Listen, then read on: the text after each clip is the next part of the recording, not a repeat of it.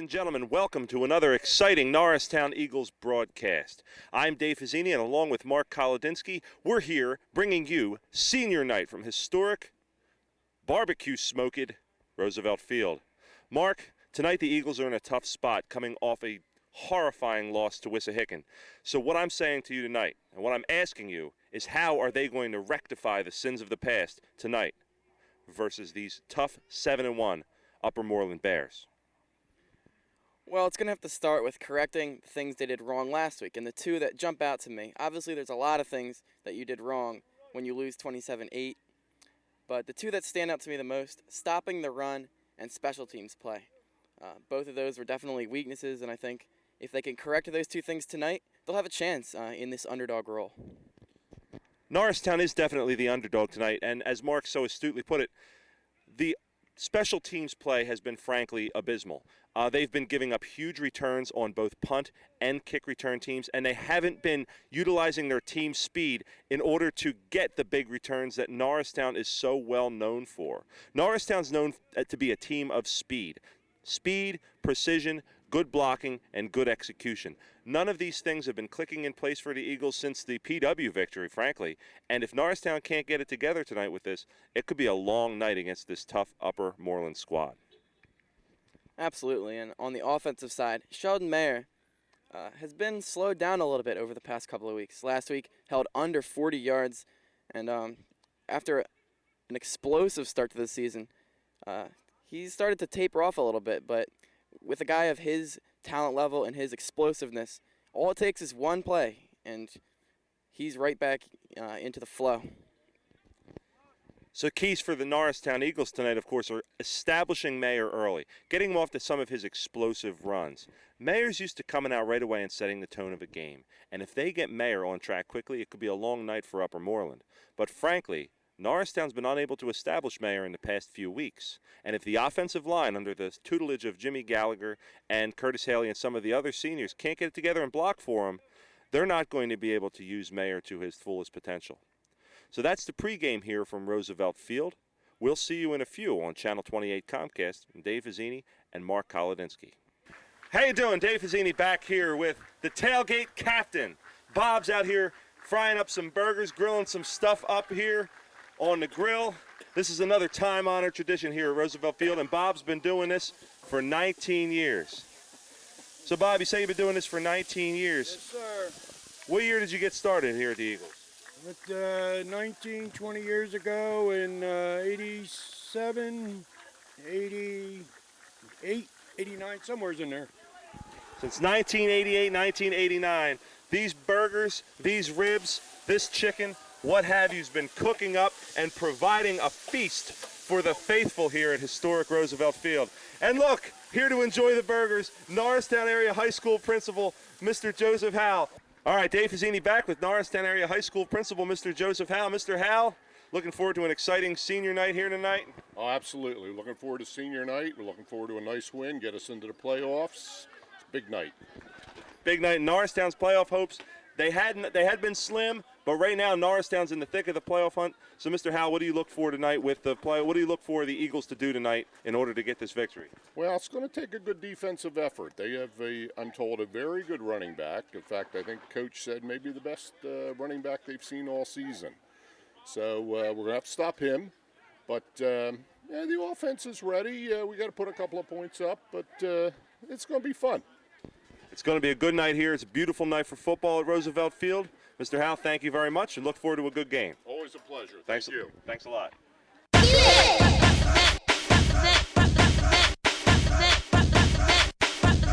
here at Roosevelt Field, a night to honor our seniors. Our first senior tonight, Kristen Johnson, escorted by Patricia Smith, his mother, Crystal Weems, his sister, and Don Milligan, coach. Chris's plans for after graduation are to go to college and play football, possibly becoming a massage therapist or an athletic trainer, starting his own business, doing construction.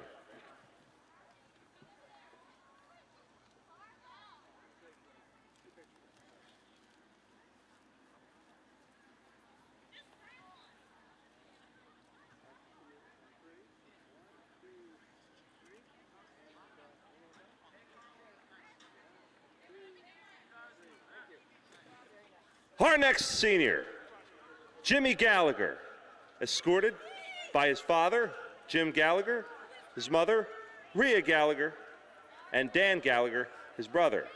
Jimmy's plans for after graduation include attending a college, playing football, majoring in sports medicine, and hopefully getting a coaching job at a high school after his own career.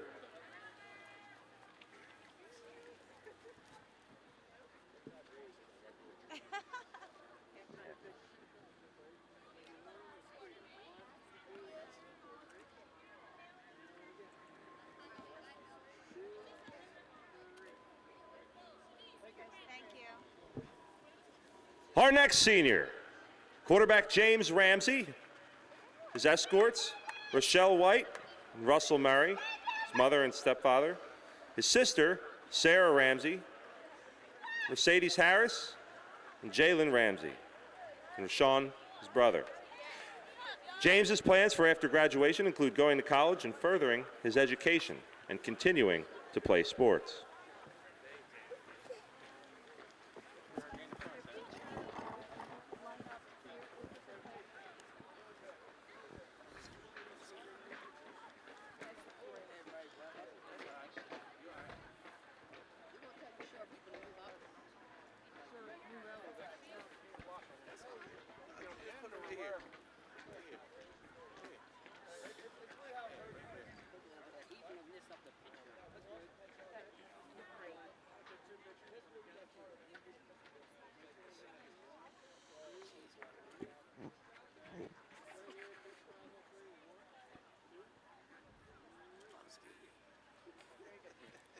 Our next senior, number 54, Darren Smith, escorted by his mother, Elizabeth, David Smith, his father, and Caleb Smith, his brother.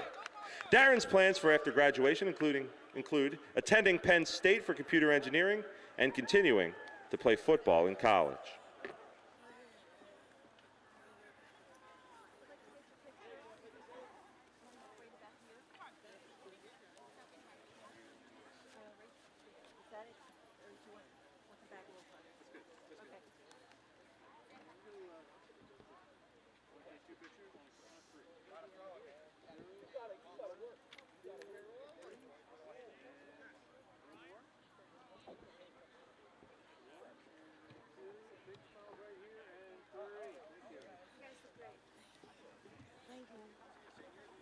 Next is number 11, Mike Good, escorted by mother, Vicki Hubert, brother, Ron Good, and sister, Celine Good.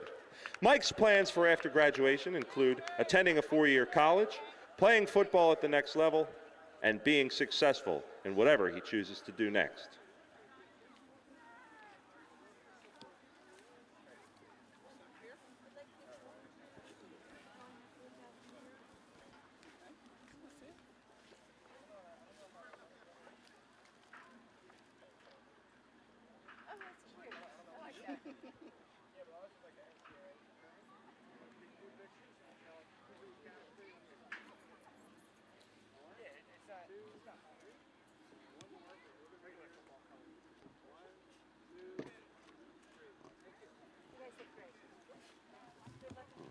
Our next senior, number 22, Ian Hammer, escorted by Bob and Shelley Hammer, parents, his brother Shane, his sister Carly, and his girlfriend Nicole. His plans for after graduation include attending college and studying physical therapy. He wants to live a happy life and live life to the fullest.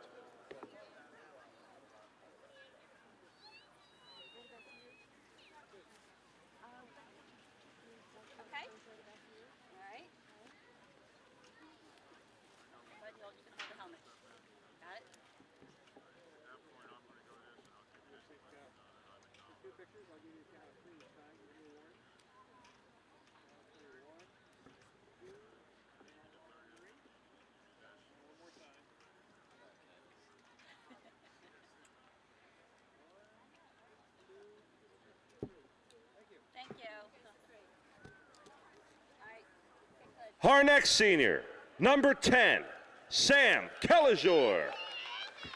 Sam is escorted by his brother Solomon, Mrs. Presley. Sam's plans for after graduation include attending a good college, continuing to play football, and living a wonderful, successful life.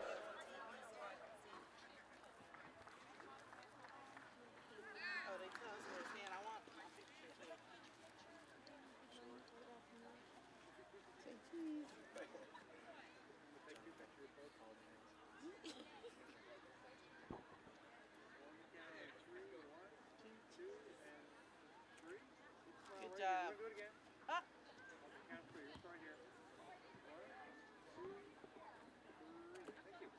Good job. Come on, I'm gonna walk. Our next senior, number 68, Curtis Haley. Curtis's escorts are Tina Weaver, his mother, and Yvonne Weaver, his aunt. Curtis's plans for after graduation include playing football at the next level and getting a great education.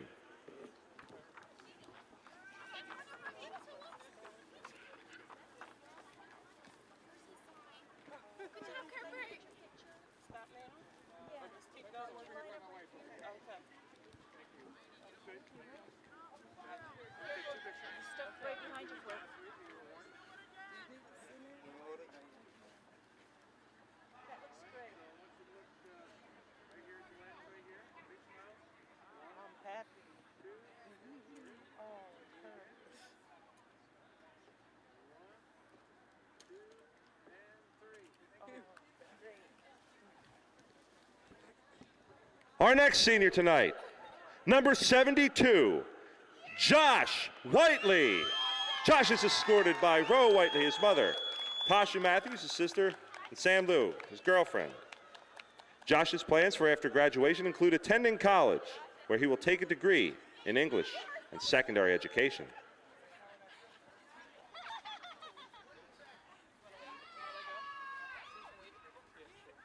Look at them taking a picture. Okay.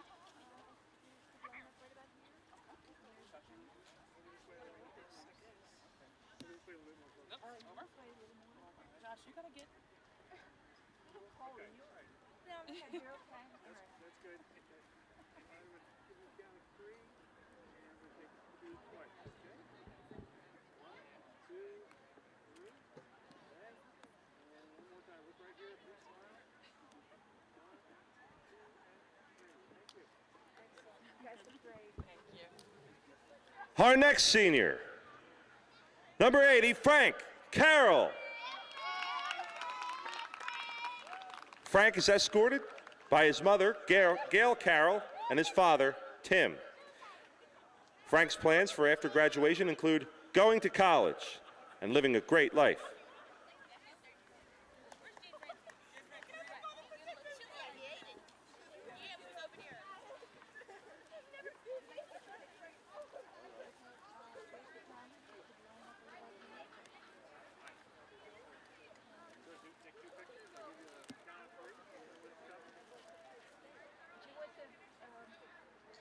Flowers are covering up the sign.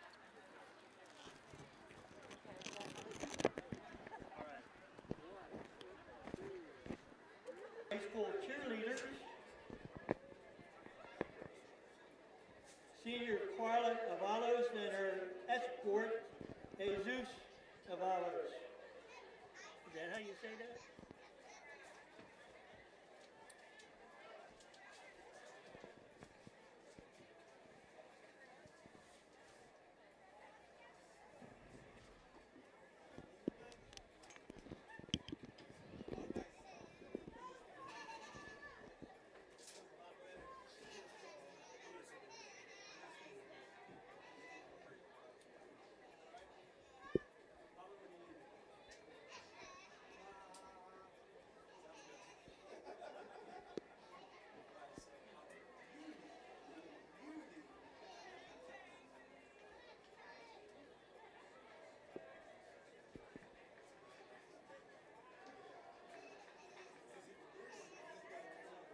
Kanisha Baker, escorted by Karen Jones.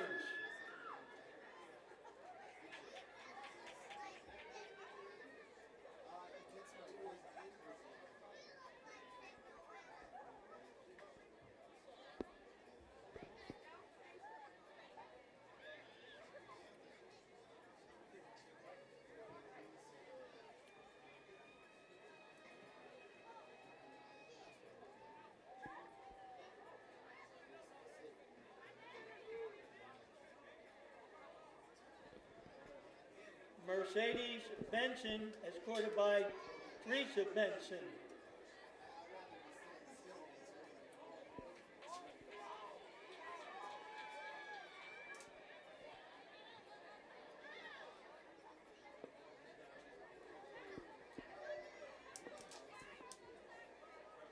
Shanika Mooney Canty, escorted by Letitia Williams, mother, Nathaniel, father, Grace Williams, brother.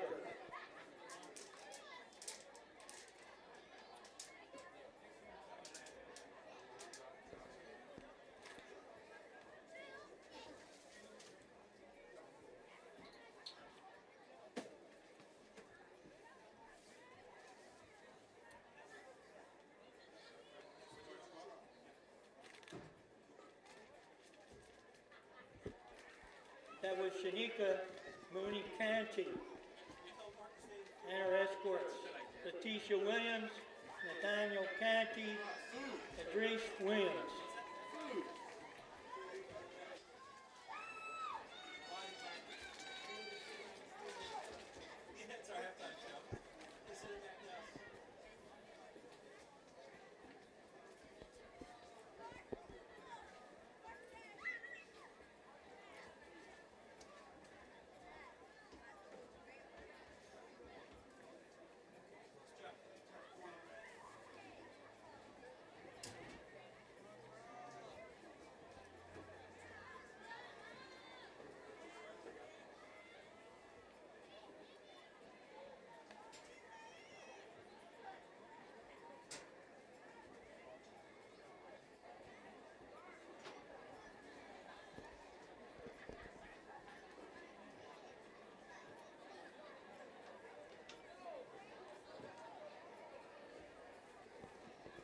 Indiasia Gant, escorted by her father, Robert Gant.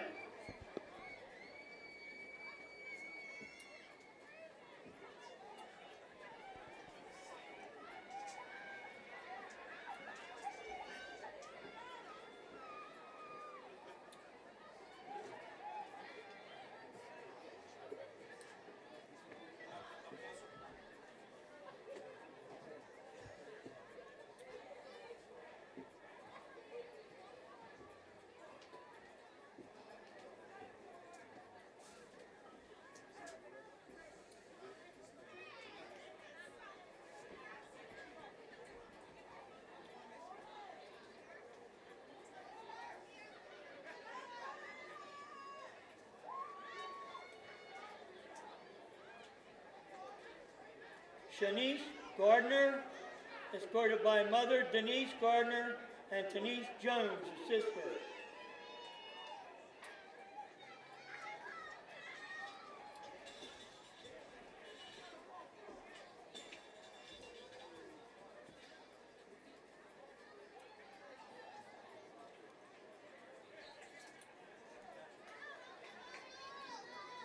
You should take the whole game time the way they're doing it. Right there is where it's over. Christian.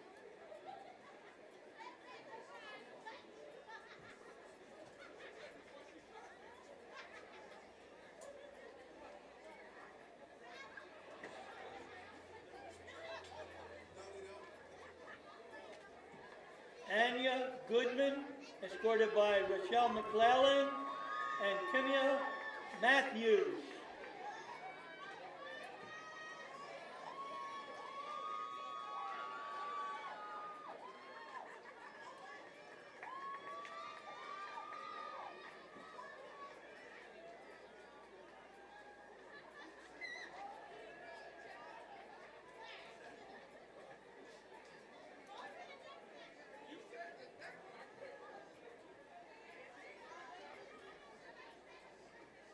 Did you say this is Mariah? Mariah Hopkins? Does that sound right?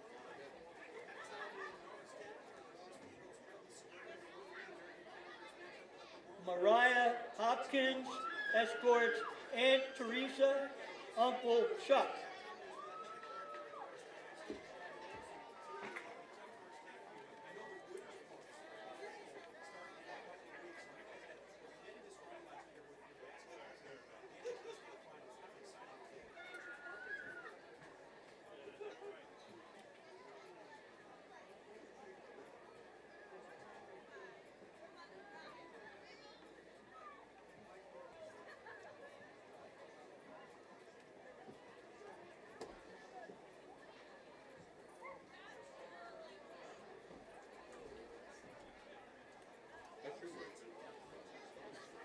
Shelby Monteleone. Escorts mother and father Joanne and Chuck Monteleone.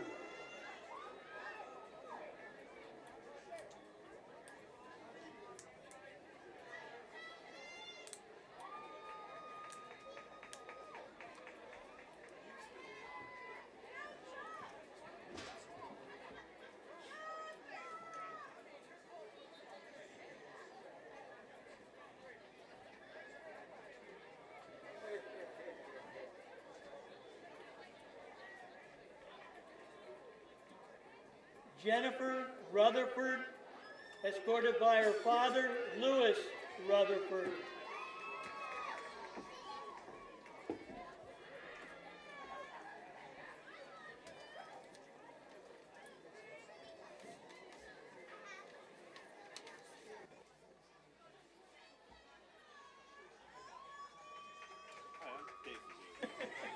Thank you.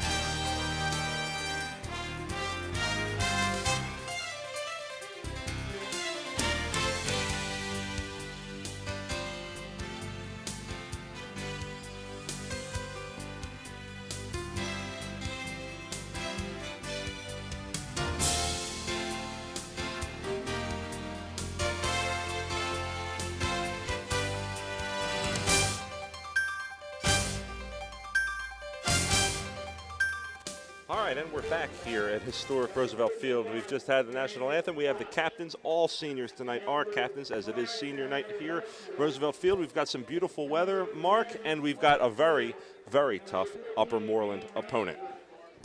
Upper Moreland comes in at 7-1, as we mentioned earlier, and they're led by number 2, Chris Smallwood, a junior running back, stands at 5'10", about 190 pounds, and he's already rushed for 1,000 yards this season, and he's just going to build on his totals today. It's going to be Smallwood versus Mayer in what promises to be a pretty good exchange, back and forth exchange, a fusillade, if you will, of cannon fire from these two explosive junior halfbacks.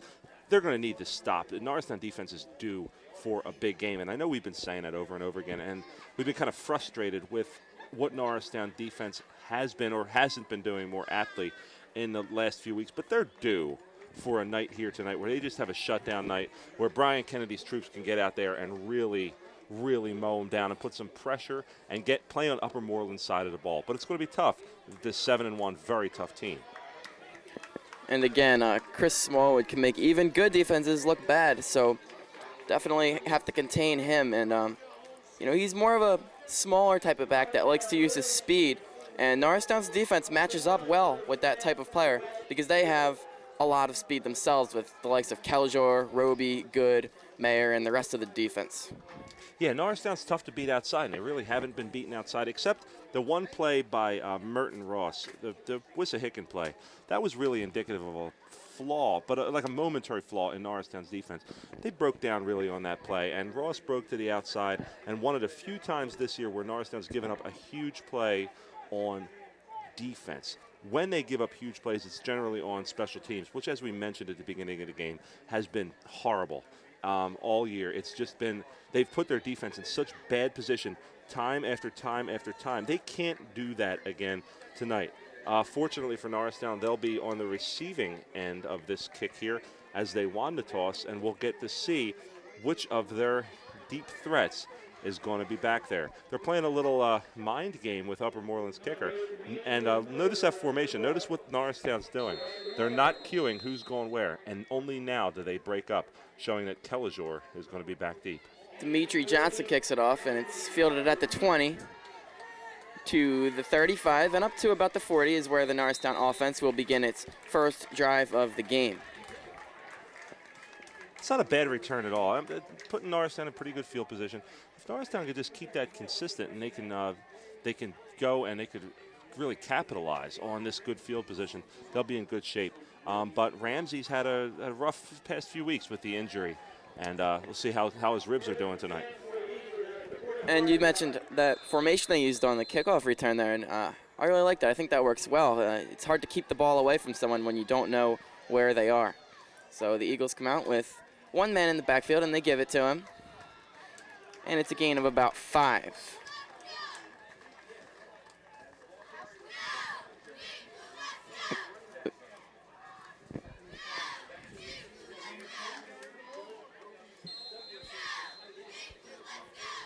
Norristown's fullback rotation look to keep things interesting here.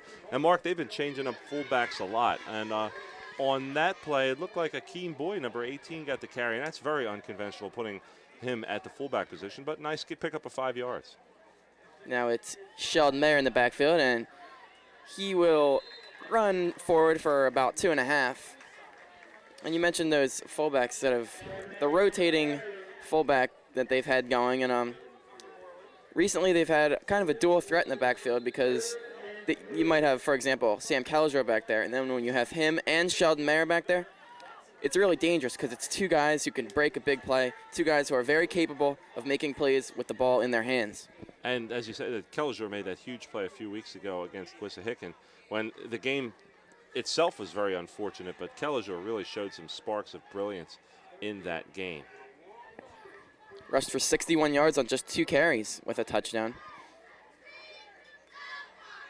Here's Ramsey under center now with 2 in the backfield, and he gives it off. Actually, he keeps it, and he's brought down in the backfield for a sack. Pass protection kind of broke down, but James Ramsey held onto that ball just a little bit too long. It's not necessarily that he had an open man, but he did have some opportunities to get rid of it. Now the always dangerous Norristown punt kicking team is on the field, and look out below. And Norristown last week against Wissahickon gave up 4 sacks. 2.5 of those were to Captain Matt Johnson. And now their pass protection, not off to a good start this game, giving up the early sack on the first drive that ends the drive. Hammer boots it away. It's a high punt, but relatively short. And it dies at about the 35-yard line, and the Bears of Upper Moreland will take over right there. Yeah, so we'll get our first look at Smallwood and Tom Knox here, the dual threat for Upper Moreland's offense. And we'll really get to see how well they're doing here tonight. So no score here early. We have played just over 2 minutes in the game, and Norristown's first drive was fruitless.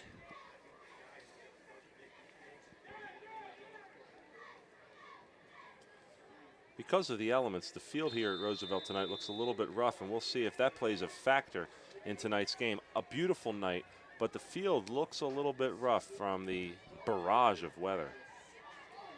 Mike Rosenbaum, the quarterback for Upper Moreland. He's under center with 2 in the backfield. Now he has motion. Rosenbaum hands it off. This is Smallwood, and he's able to pick up about 4 or 5. Not sure if the inside game is necessarily Smallwood's thing there, but he picks up 5 right there, and Norristown's been a little susceptible to the up-the-middle poundage that they've been subjected to the last few weeks. Wissahickon certainly had no problem handling Norristown on the ground game, blowing them off the ball and running at will. So maybe Upper Moreland watch that tape. So now here's Rosenbaum with an empty backfield. They fake a sweep and give it off, breaking away all the way down to just beyond the 40-yard line of the Eagles.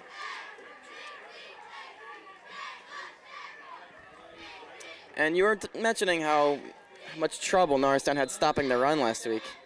And 261 rushing yards for Wissahickon, just 59 for Norristown. And those numbers just back up exactly what you said. Those are crushing, lopsided numbers. And the time of possession, I mean, there was one, Wissahickon held the ball for 8 minutes. An 8-minute drive in high school football is very, very hard to overcome. Rosenbaum has motion once again. The D-backs back off, and they meet Smallwood in the backfield and throw him for a 2-yard loss. Great play. And that's exactly what Norristown needs to do, penetrate and play on Upper Moreland's side of the ball. Being aggressive against this team is the only way Norristown's going to beat a 7-1 juggernaut like Upper Moreland.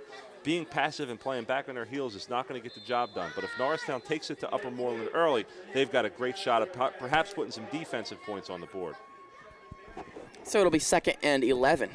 Ball right on the 40-yard line of the Eagles.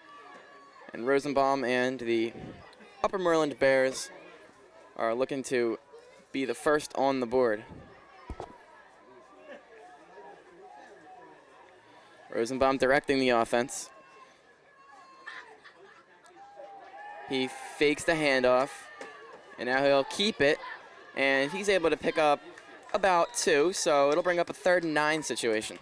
Good play there by Larry Smith, and Curtis Haley showing some speed, getting out there and making some things happen on the end, along with, of course, stalwart number 10, Sam Kellijor, who always seems to be around the ball at all times.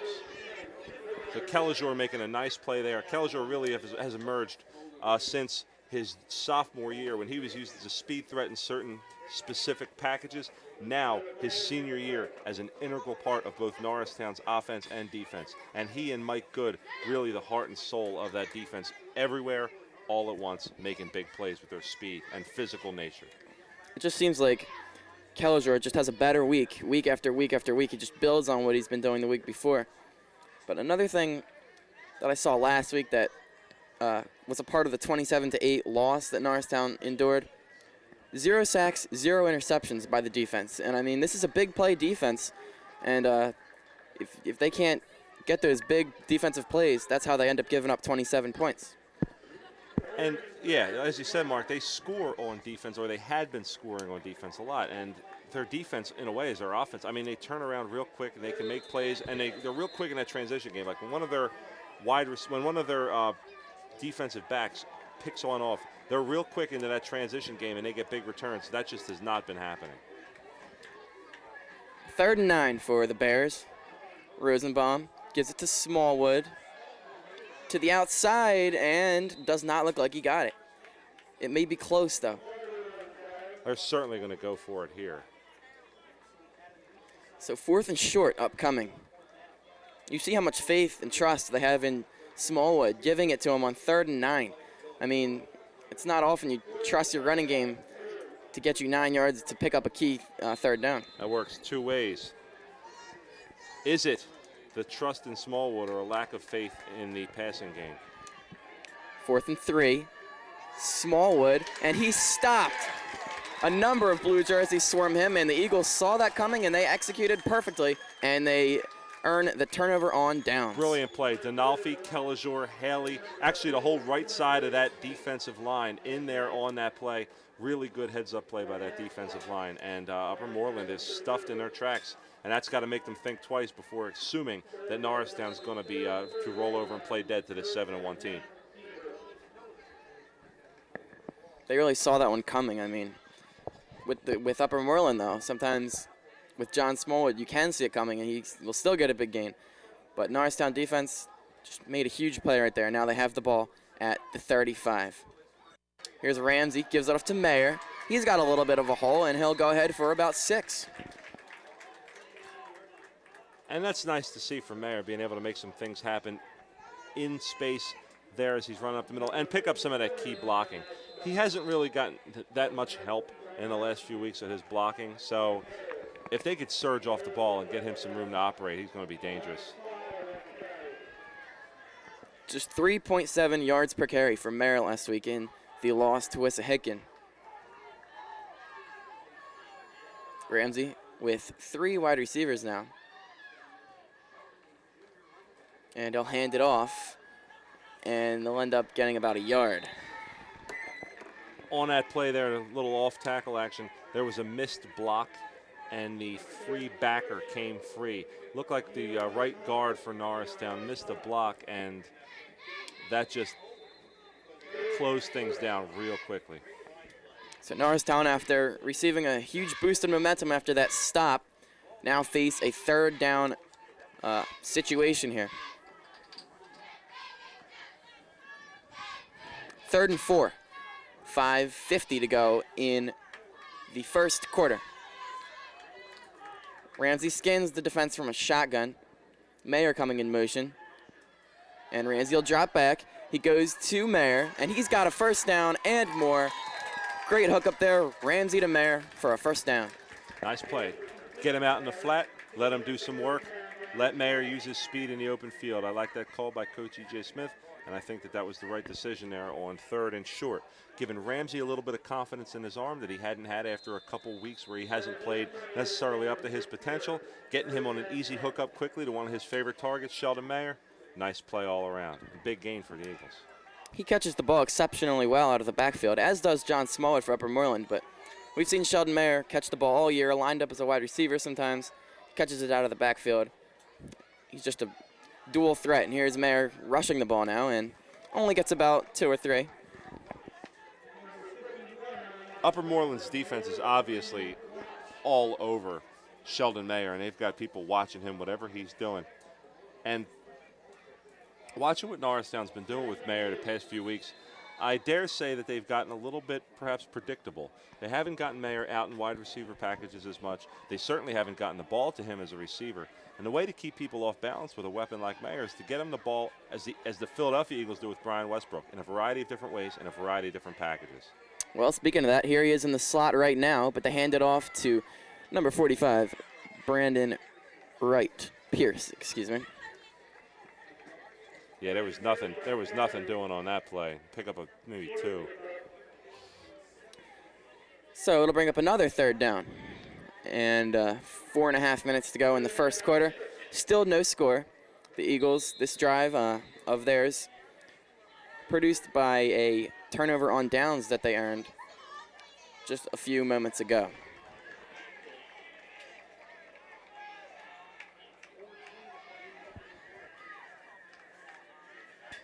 Again, just Pierce beside Ramsey, who's in the shotgun, and 4 wide receivers. 3 of them to the far side. Here's Ramsey. They like to roll him out. Here he is, and he throws it, and it's intercepted.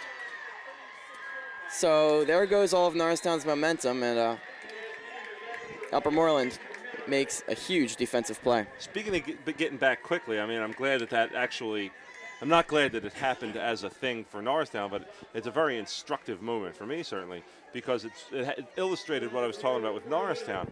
See how quickly Upper Moreland got back as the offense after that interception. They got some blocking and picked up a few yards that they might not have gotten had they not been so responsive getting back there and becoming blockers in a hurry. That's one of the things you usually practice a couple times a week, but Upper Moreland obviously is adept at it.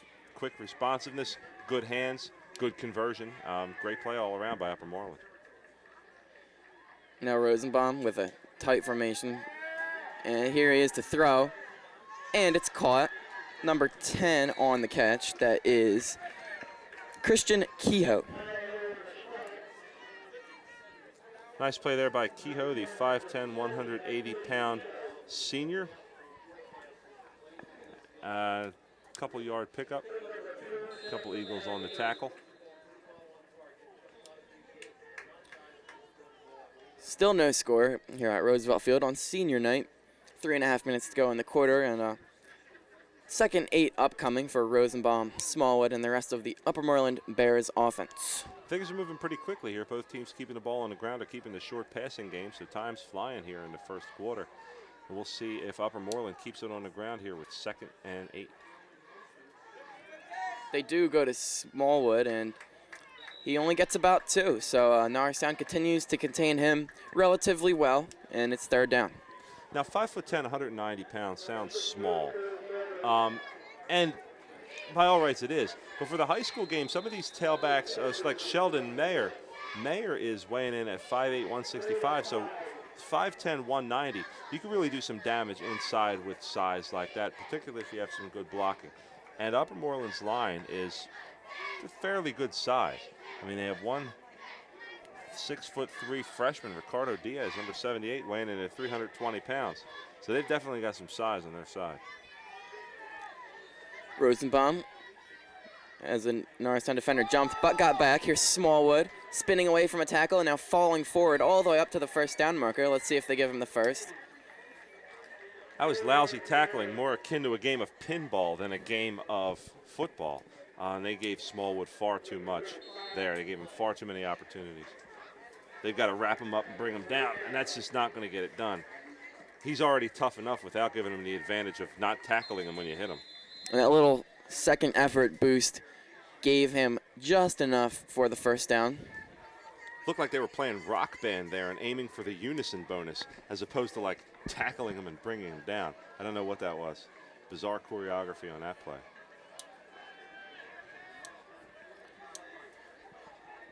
First and 10 for Rosenbaum and the offense. Smallwood goes forward, carrying defenders on his back, and he gets about 9. That's very impressive power run. I mean, again, 190 pounds, but you were explaining how he could do just that. Chugging the legs, carrying them along. Man, he's running people over and working within very tight space. It's not like Norristown's giving him a lot of space in which to operate. It's just that Smallwood lowering his shoulders and lowering the boom and bringing the pain to those Norristown linebackers. Well, we mentioned earlier, Norristown definitely the underdog in this game, coming off of 2 straight losses and a 4-4 record, while Upper Moreland on a 4-game win streak with a 7-1 record. But Norristown, at least staying with them, it's still 0-0. We're almost through the first quarter. And they throw Rosenbaum for a loss in the backfield. That's C.J. Douglas on the sack. Nice play, and I was just about to ask, why doesn't Upper Moreland, why haven't they been throwing the ball? And it might be interesting if on a 2nd and short, they would drop back and they would throw, particularly looking deep, because obviously Norristown's keyed into Smallwood at this point, but C.J. Douglas kind of answered that question for us. So now it's 3rd and 9. That's a huge play. I mean, that's the difference between 3rd and short or a first down as opposed to what you see now, 3rd and 9. A very heads-up play by C.J. Douglas. Good speed, good closing speed, and good pursuit, able to make that play. But now you have to hold them on 3rd and 9. Didn't do your job yet. They will throw the ball. They go to Smallwood.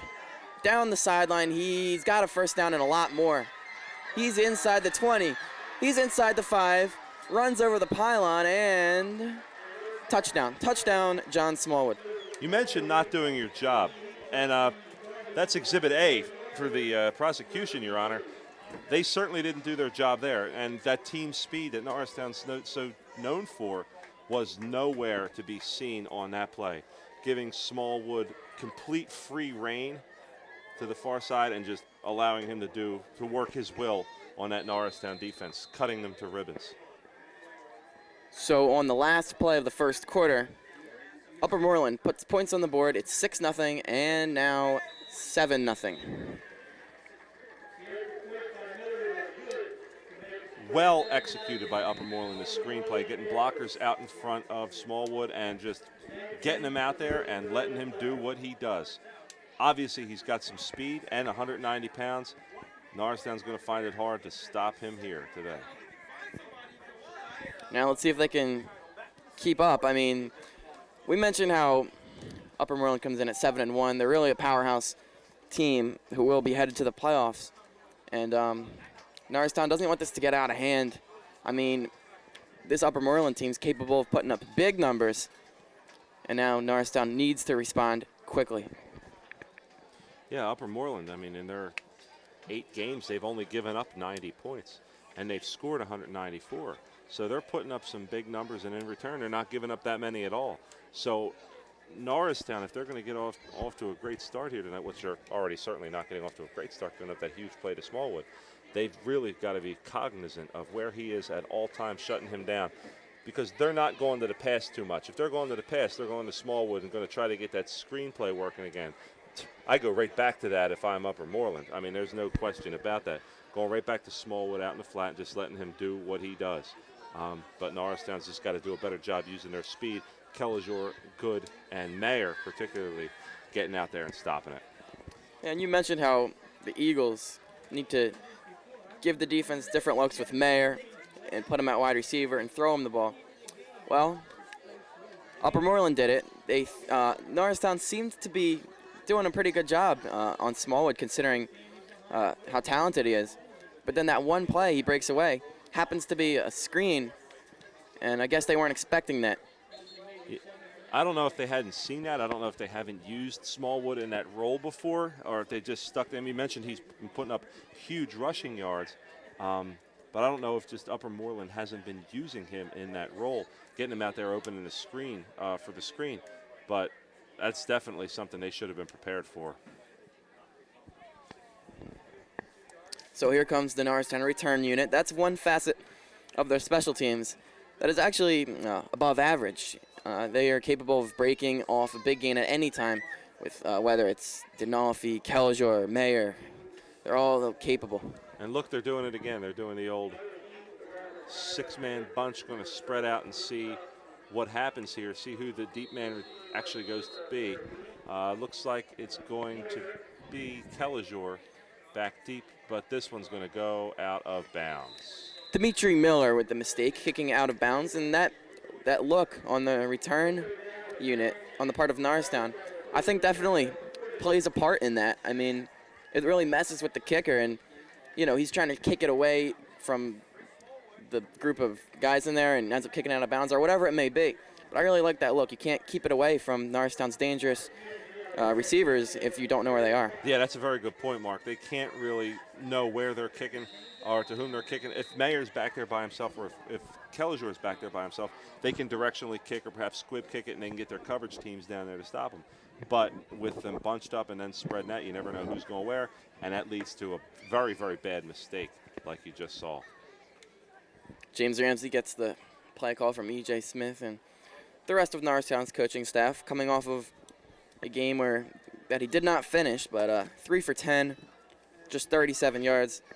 Comes out to a 42.5 quarterback rating, and for the Eagles offense to be more successful, he's going to have to put up bigger numbers. Yeah, 42.5 quarterback ratings. Usually not going to get the job done. So Ramsey tonight is going to need to catch some of these receivers out in the open space. See if he can hit or hook up with Mayer on some deep routes and get some quick points back here with still 12 minutes left to go in the second quarter. This is the start of the second quarter. And tonight is the CN8 game of the week, so some of these commercial breaks be a little bit longer. There are commercials tonight, so that explains for some of the perhaps delay in getting this back ready to go. Yeah, we got the CN8 cameras all over Roosevelt Field tonight. It's a special week on senior night. We had a nice pregame. We had a pregame introduction of the seniors. They all came out with their escorts, and it's a really nice night. It's a beautiful night, and the fans are out here to wish their heroes on to gridiron heroics, and we'll see if they're up to the task here tonight. The Gallagher at center, James Ramsey, the quarterback, looking to get it together and looking to get those 7 points back. Yeah, it's two of those seniors that were part of that celebration, and they definitely got a beautiful night for it. Looking at about 55, 60 degrees, clear night. Doesn't feel like November. Certainly doesn't feel like November. But it's a little bit warmer since everyone has the Phillies fever. That's fever with the PH. The world champion Philadelphia Phillies in their wonderful parade down Broad Street yesterday. Ramsey hands it off, and they gain nothing. Very minimal gain here, and this is uncharacteristic of their running game with Mayer. They hadn't been like this. I haven't seen them like this all year. The last couple games, it's been a dramatic downturn in Mayer's output, but the defenses are keying on him now, and they're making plays and stopping him for very short, if any, yards. So second about 7.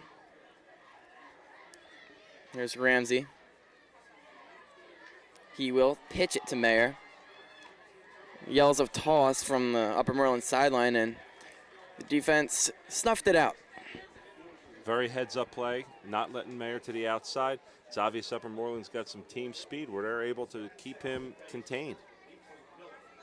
And that's bad because Norristown really uses their team speed in order to bust it out and make big plays, but they're not doing it against this Upper Moreland defense. However, 2 short gains, and it's 3rd and 6. So the Eagles have a chance to convert this. Let's see what they draw up. They've got 4 wide receivers spread out. Good, Roby, Sheldon Mayer, and Milo Hill. A blitz is coming. Ramsey steps up to avoid the pressure. He's going to run it. He's got a lane. He's got a first down, and he passes midfield and picks up more than enough for a first down. Very good play there by James Ramsey with a little McNabsian point to single out the guy who's going to get blasted downfield. And like Babe Ruth calling his shot, James Ramsey running down there and doing some damage, breaking it out in the open field and showing that he's got some speed and that those ribs are better.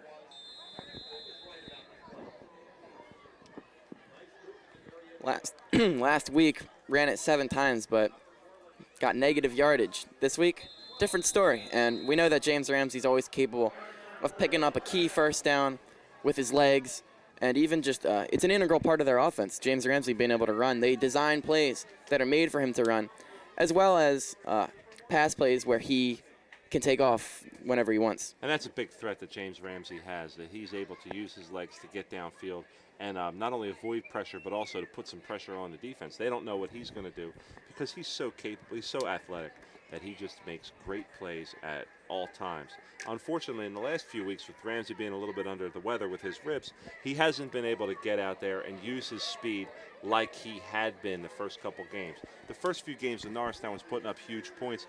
Ramsey was just a threat at any point to take off and run. So you had kind of the 3-headed monster of Sheldon Mayer, James Ramsey, and Sam Kellijor. And even though Kellijor has emerged more to take up some of the role that Ramsey has lost because of his injury, now having James Ramsey back really completes the offensive picture for Norristown. And it's such a dangerous weapon. I mean, you can have all the receivers covered, get a good pass rush, and if you have a guy like Ramsey, he can still take off and still make a big play out of it. And but sometimes Ramsey likes to run a little bit too much, perhaps. Do you think that could be? Do you think that's true? Oh, definitely. Sometimes James Ramsey looks to run before he throws, and that's one of the few flaws of his game. But I think that he's really made efforts to try to remedy that, and he's cut down on it. In the Wissahickon game, even though the passes weren't falling for him, he was still throwing them. And he had a couple bad drops by receivers, but Ramsey was still making the effort to get the ball downfield. Earlier in the year, like about in the middle of the season, yes, Ramsey was running entirely too much and not giving receivers enough chance to develop plays. But the last couple weeks, Ramsey's tried to put the leash on with some of that. And he ran there. It was completely necessary for him to run, and he got big yardage out of it. So now Kellijor becomes the fullback, and Norristown has 2 of its fastest players in the backfield, with him joining Sheldon Mayer. Ramsey fakes it to Mayer, looks Nice to throw. block. There's a little bit of a pass rush coming on, and Ramsey gets back to the line of scrimmage, so it'll be 2nd and 10. Nice block there by Sheldon Mayer, but to no avail. Still tackled. But instead of being a sack, he got back to the original line of scrimmage. So 2nd and 10, and now inside of 10 minutes to go in the first half. It's still 7-0 Upper Moreland on the long Smallwood run to end the first quarter. Jimmy Gallagher pointing at his foes across the way. Ramsey's in the shotgun. Ramsey receives the shotgun snap.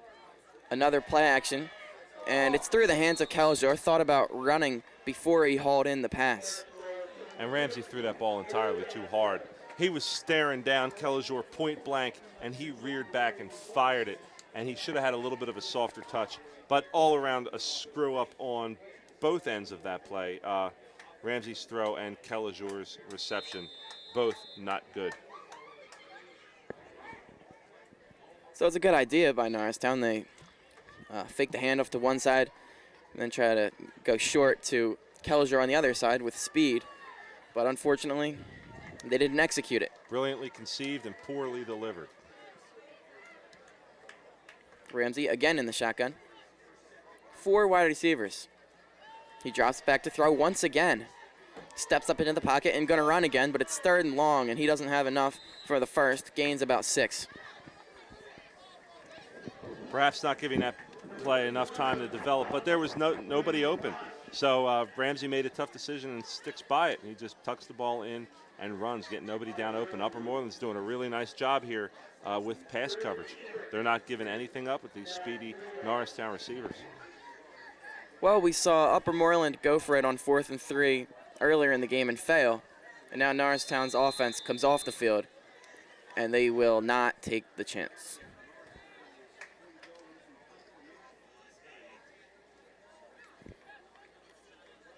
Ian Hammer, one of the seniors honored pregame, is back to punt it.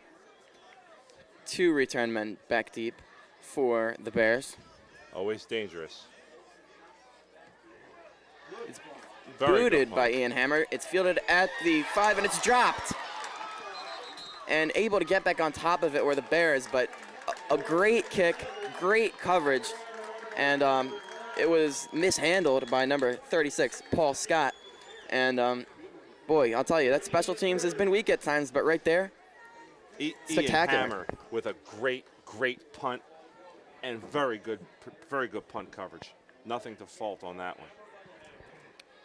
So, unfortunately, the Eagles not able to get back on top of it. They would have had a chance at a touchdown or at least get the ball about 2 yards out. But nonetheless, terrible field position for the Bears. Yeah, Norristown's defense looking here to perhaps get a safety, putting some big-time pressure and perhaps running a blitz here to get some pressure in that backfield. I expect to see a lot of Smallwood right here, see if they can get out of this danger zone. They go to him, up the middle, to the outside. He's to the 20, to the 30, outside he goes, and he's finally pushed out of bounds at the 45. And the Eagles' speed able to save a touchdown, but boy, Talk about getting out of trouble. maybe a little bit too aggressive down there, throwing for a loss, put up 2 points, and now they see the consequences of it. Man, talk about getting out of trouble right there. A very nice run by Smallwood, getting them completely out of trouble and putting them in a nice position to perhaps do some scoring of their own. Just when you think they have Smallwood contained and he's getting 2 yards, 3 yards, 4 yards, and then bang, he breaks off a 50-yarder. Mm-hmm. And that's really his game. That's what he does. That's how he's amassed the over 1,000 yards that he's put up. They're running a power formation here. And they hand it off to one of the fullbacks, of which there were 2, and it's just a gain of 1. And not much going on there for Upper Moreland, but they really don't have to get all that much going. They just have to keep chugging along to that running game and busting a big one every now and again with Smallwood. So if they can get one, if they can keep running Smallwood like this, they're going to be in good shape this game. So how about Mike Rosenbaum? I mean, yeah, he has attempted, 1 or 2 passes? It's a largely symbolic position, I think, for Upper yes, Moreland. You hear so often that term, managing the game, and that's just what he's doing. Hands it off once again to Smallwood. He picks up 1. I mean, they're not asking him to do all that much. Just, don't turn the ball over. Don't get thrown for a loss. Just hand the ball off. He's more of a conduit than anything else. Like, he just gets the ball from one position to another. With maybe they should just direct snap it to Smallwood. I mean, it seems like how the simplicity. What's it? Occam's razor, with the least to take the complicated situation. The most straightforward answer is usually the correct one. It's a horrible paraphrase. I hadn't heard Occam's razor in a long, long time. I think it was a freshman year philosophy course. But at the same time, just snap the ball right to Smallwood. Cut out the middleman. Might as well at this point. Here he is, faking the pitch and then handing it off. Smallwood gets the first, I think. It might be close. They stood him up right at the marker. It's going to depend on where he had the ball. If, though, they cut out the middleman there, we would have all been cheated of the opportunity to see that wonderful dance move. There were 2 pumps on the one. It was like the Thriller video. There were 2 pumps to the one side, 2 pumps to the other side, and then the handoff to Smallwood in a brilliantly executed move that Bob Fosse would have been proud of. Well danced. Well advanced. Not a first down. They're a yard away, and they'll go for it again. 0 for 1 on 4th down tonight, but not scared to try it again. They go to Smollett. He's got it. So he needed 1, got about 2, and Upper Moreland goes to 1 for 2 on 4th down. Good run right up the middle. That's what they have to do, and keep chugging along. Time's moving on here with 6:44 left in the half. And it's still 7-0 Upper Moreland, and they really shorten the game because they run the ball so much. I mean, the clock's continually moving, and Norristown has to do something quick because before they know it, it's going to be the 4th quarter, and the clock's still going to be just running and running and running.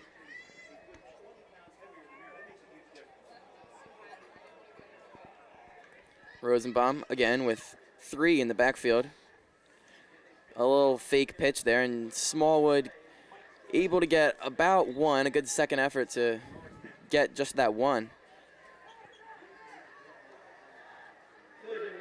Goody and Larry Smith on that play. Mike Good and 89, Larry Smith making tackles there. Kellijor gets the signs in from Coach Kennedy and Coach E.J. Smith. And this Norristown defense is ready to go to work. And you talk about how versatile Sam Kellijor is with his kick returning, his receiving, his playing defensive back. How about Shannon Mayer, backup quarterback? We've seen him over the past couple of weeks playing some safety. Here's Rosenbaum. Now he'll try to throw, and it's out of everybody's reach. There's a flag in the area of the pass. The pass was over everybody's head by a good margin, so let's see what the call is. Probably illegal contact there.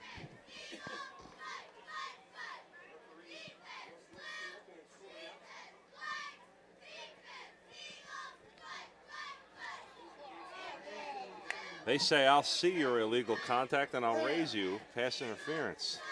Wow. That was some call. Yeah, that ball was over everybody's head again by a good margin. But way up there. Again, they call the pass interference, and Upper Moreland picks up a first down on a penalty. Last week against Wissahickon, Norristown penalized only once for 10 yards. So, all throughout the year we've seen them be penalized a lot. And last week seemed to have it corrected, but now this week we'll see what happens. But right here, a big flag against them. Their personal Waterloo in the penalties game was the CB South game when Norristown racked up 14 penalties. Rosenbaum with a little play action. Looks to throw, and he has a man. So Rosenbaum, so much for just managing the game, that he's now thrown the ball 2 straight times. And has got a pass interference call and a completion. So perhaps with the Eagles keying in so much on Smallwood, they decide they can open up the pass game a little bit more. It's dangerous giving a 7-1 team even more options. So it seems now that Upper Moreland's got the complete array of a veritable buffet of offensive options from which to choose. Yeah, you have Smallwood in the dangerous running game, but the pass game is always a little bit less certain for them. And if they have that going, they're still going to have Smallwood, and then they become multifaceted and very dangerous. Now they hand it off to Smallwood up the middle, breaking tackles, and he's down to about the 5. He shows no intention of being tackled or stopped. He's much akin to the Terminator in that way. You can't reason with him. You can't bargain with him. There's nothing you can do. He's busting off big gains in the passing game, in the running game. Norristown's got to think of something to be able to stop him here. One senior replaces another as Darren Smith is replaced by Curtis Haley. A lot of size at the defensive tackle position for the Eagles now, as it's a short yardage goal line situation. They go to Smallwood outside, and touchdown, John Smallwood. Little tiptoe through the tulips as he walks in unopposed. 13-0. So that's his second of the game, and he has all of Upper Moreland's 2 touchdowns. Dimitri Miller will kick the extra point. And it's 13-0, and The Eagles certainly don't have any momentum right now. They look to be in some real trouble. They should let not their hearts be troubled by the idea that they're down 13-0 if they're going to get back into this game. Almost blocked there. Demetri Miller bangs it through, however, and it's 14-0. So they're just 2 scores down on the scoreboard. I mean, it's not the greatest of margins, but they've really been outplayed thus far. I mean, if this keeps up, Upper Moreland's just going to grind it out and, you know, keep putting up the occasional touchdown and end up with a 21-3, 21-7 victory. There's an injured player on the field, and it's Sam Kelliger, so that's definitely not good to see. But what is good to see is that he is trotting off the field without assistance, and he looks to be okay. Yeah, Kelliger is running it off, and he looks fine. Norristown could ill afford to lose Kelliger. He's one of their fastest players on the team, and he's been, like I said, a stalwart member of the offense and defensive sides of the ball. So it's good for Kelliger. He's going to be, looks like he's going to be out there on the kicking game, so he's one of their defenders who gets down there quickly and can make tackles, in an area they've struggled with all year. They have not struggled with punt coverage tonight, however, as Ian Hammer got off a great kick earlier. And that was how this touchdown drive started. But unfortunately, they broke away with Smallwood going from the 2 to the 45. And then Rosenbaum made some plays, and they got the ball in the end zone, and it's 14-0, just like that. Yeah, an incredible 96-yard drive. You don't see them every day in high school football. Demetri Miller got the extra point now. He'll kick it off. Kicks it again near the sideline. Could go out of bounds, and it does. So he loves kicking that ball out of bounds. I mean, you want to keep it away from Norristown's dangerous returners, but that's certainly not the way to do it. No. There's a difference between being cautious and being completely afraid. And in a 14-0 game, you don't have to have this much fear. Halloween was yesterday, and I realize that it is the season to be spooked and frightened, but too much trepidation on the part of Upper Moreland, their kicking game. So it'll be 3 minutes and 40 seconds to go until the half. The Eagles get the ball on the 35 after the kickoff out of bounds. Looking to feast on Upper Moreland's defense much as one would feast on a pizza from Via Venitos, the stalwart pizza store right down the street. Wide receiver screen. They go to Mayer, and he's able to pick up a couple. A short pass to Sheldon Mayer, but it's a good idea. Low risk, high reward. You get him out in space, maybe you can make a couple guys miss. And he gets a solid gain. It's a solid. It's the longest gain on the wide receiver screen so far this year that I've seen. And, you know, we talked about it before. I hate to play, but it worked out there. Not exactly feasting as one would feast on a Via Venitos submarine sandwich, or hoagie as they call them in the Philadelphia region. But, you know, it's the way the cookie crumbles, or the sub or hoagie crumbles. Ramsey out to pass again, finds Roby, and he's got a first down, and he's all the way down to the 45-yard line of the Bears. And it seems like Ramsey's been passing it more than usual. Yeah, and that's a good thing right now for Norristown. They seem to be driving. It seems to be going pretty crisp. So their crisply executed passes are getting them some yardage here with 3:33 left to go in the second quarter. Norristown picks up the tempo a little bit with 3.5 minutes to go in the quarter. Here's Ramsey. He'll run up the middle, and he picks up about 3 or 4. I don't like that choice. He had room to the outside, and he had some blockers out in front of him. So if he wanted to tuck it in and run, should have cut it to the outside. But as it was, still picks up a couple yards.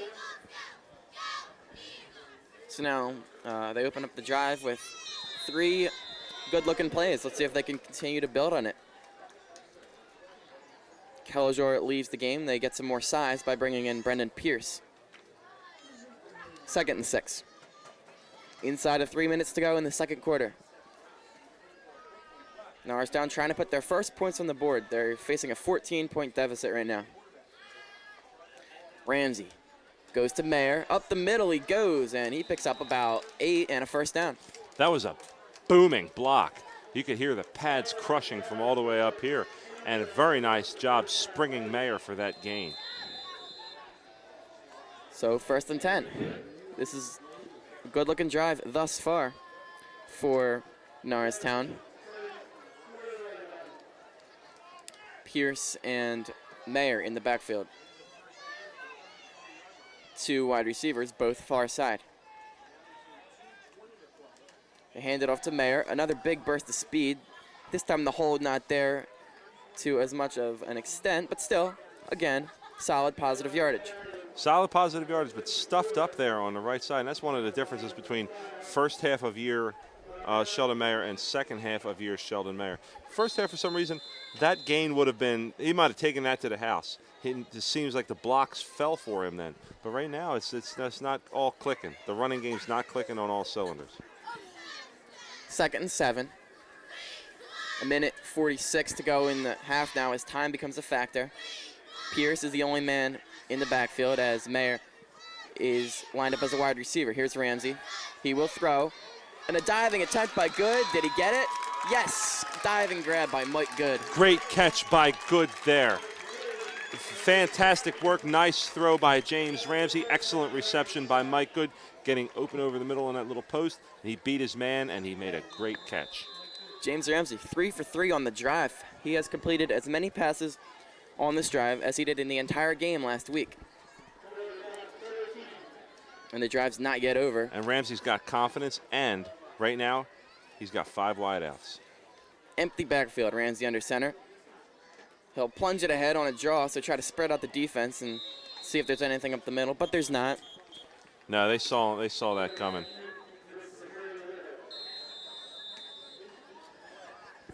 And a timeout is called. So it's the first timeout charged to Norristown, and we've got a minute and change to go in the half. And Norristown looking to cut the Upper Moreland lead in half. Norristown has done a good job on this drive, making sure that they're getting the ball downfield. They're doing some different things on offense, and they're allowing James Ramsey to open it up and throw a little bit. That's one of the criticisms of Norristown this year. They haven't been perhaps as versatile as they might have been using some of these weapons. But tonight, they're letting James Ramsey have it here on senior night, and he's doing a good job. Yeah, we mentioned the 3 for 3, and now he's got a bunch of rushing yards to go along with it. James Ramsey, one of the seniors, being honored tonight. He's having a heck of a drive, having a great game. Unfortunately, no points on the board yet, though. Bizarre formation here for the Eagles. They had 2 backs in the shotgun.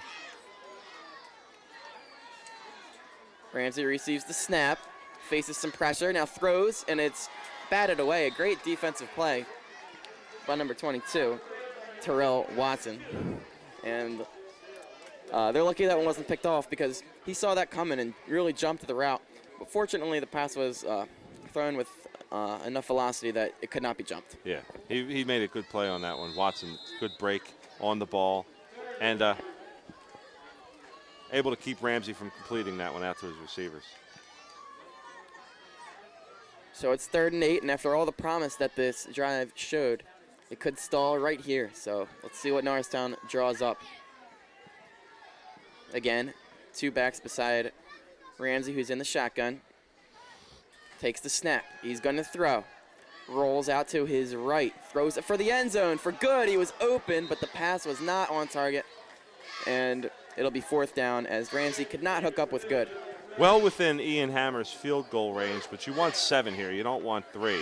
But I guess you'll take what you can get because you never want to leave points on the board, especially 58 seconds here to go. So you want some points before the half. 58 seconds to go in the half. With 8 yards to go, and again, being in Ian Hammer's range, the easy choice here to kick it. Anthony Dinolfi's the holder, puts it down, and Hammer has it blocked. And now this could get ugly. Fortunately, Kelger is able to jump on it so that they can't get a huge kick block return. But no 3 points for the Eagles, and good field position for Upper Moreland. They only have 51 seconds. And again, The Eagles very fortunate in a heads-up play by Kellinger to prevent a long touchdown there. But still, bad situation. That was a jailbreak right there. That was just horrible and conspicuously horrible. No blocking right up the middle. Everyone ran free. I think like 4 Upper Moreland defenders got a hand on that ball. It looked more like a game of beach volleyball than it did like a field goal attempt. So much for putting up points before the half, and now Upper Moreland will try to do that. They got the ball on their own 35-yard line, 1st and 10. Question, do you let Rosenbaum go deep? I think with a 14-point lead, they might attempt a couple passes with him, but I don't think he's going to do anything that carries a lot of risk because they do have the lead. Rosenbaum with 3 in the backfield. And will throw deep. Runs into Mayer, and they throw a flag. So That's got to be offensive pass interference. So Mayer, looking up at the ball, ran into by number 26, Tom Knox, a senior and a captain on this team. Let's see if they call this on the offense or the defense. This is, and they call it on the defense. I'm going to say it. That was a very horrible call. Yeah. Yeah, Shannon Mayer that was back there. I mean, he had the. I mean, looked like he was the receiver on that play going for the ball, and all of a sudden, Knox comes out of nowhere, runs into him. And I mean, I can almost see if you make no call on that because they're both looking at the ball. They ran into each other. I could see offense because Knox ran into Mayer, but I can't see where they call it on Mayer.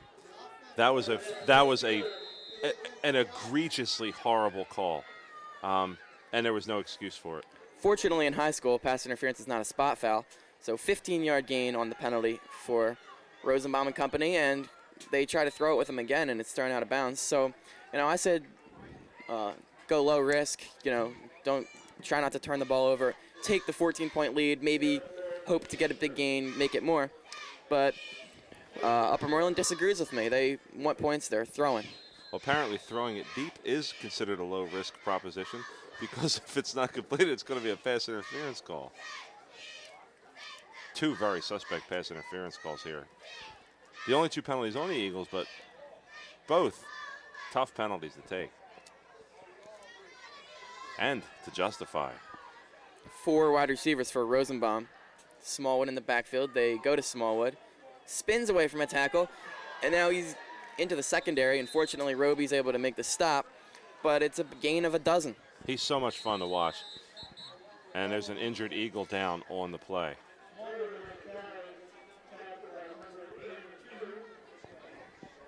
Number 65, looks like Marcus Robbins there on the play. So we got a timeout on the field with just over a half a minute to go in the half. Upper Moreland trying to add to their 14-0 lead, and they'll tend to Robbins.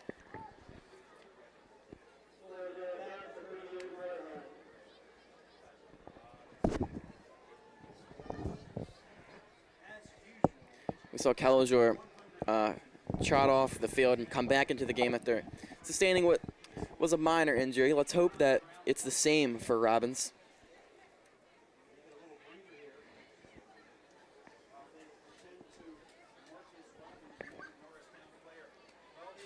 Robbins gets up, the assistance of team doctor, Mr. Dennis Flynn.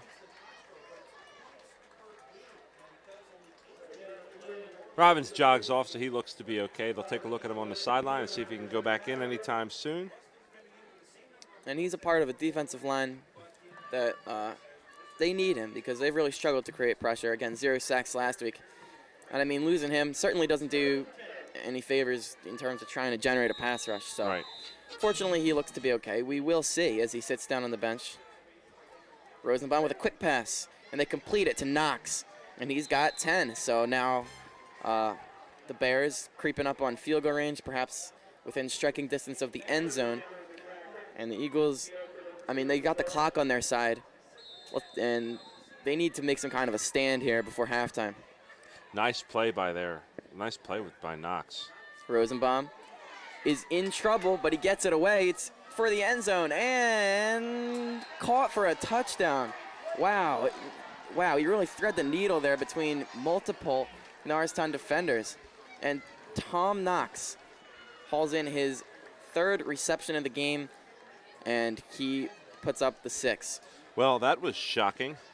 No one could have foreseen that, threading the needle amidst 3 Norristown defenders. And the man we considered just the guy who got in the way of Smallwood completed a big pass there. That was an incredible throw and an incredible catch by Tom Fort Knox. The extra point is good, and, you know, Upper Moreland comes into this game. You're talking about Smallwood this, Smallwood that. And I think that's what the Norristown defense and defensive coaches were looking at as well, because Upper Moreland did something kind of risky. I mean, Rosenbaum, he's very capable, as we've seen. But throughout the season, I mean, he hasn't been their main star offensively. It's been Smallwood. But instead of just continuing to go to Smallwood, they do something, again, a little risky. But it's paid off big time here tonight. But you see with the number of pass interference penalties and the suspect nature of these pass interference penalties, that really I would say that there's no risk on the part of Upper Moreland going deep. I would go deep all game. Right now, just throw it up and pray for rain. That's what happened there. And it yielded a sweet harvest and a bumper crop right there. 7 more points, 21-0 at halftime. How big would a Sam Kelliger touchdown return be right now? That would completely shift momentum here going into the second half, but Upper Moreland's getting the ball, so what you don't want right here is anything bad to happen. You just don't want anything bad to happen because Upper Moreland's got the ball coming out at halftime. Already 21-0 Upper Moreland. I mean, really hoping for anything right now, but just 15 seconds in the half. We'll probably have to wait until the second half for Norristown to try to make a comeback. It's fielded by Roby. Hasn't taken too many kicks this year, but he does here. Hurdles a defender on the ground. He's at the 30 and hit hard right there. So Roby with a solid return, but with just 5 seconds in the half, they will probably just run out those last couple of ticks. Probably just kneeling on it right here would be the way to do it. Don't want to do anything too risky. Smith makes the tackle there. Roby, very elusive. I mean, anytime you think someone's about to tackle him, shifts away, but could not escape the last man there. And it looks like it's going to be 21-0 going into halftime.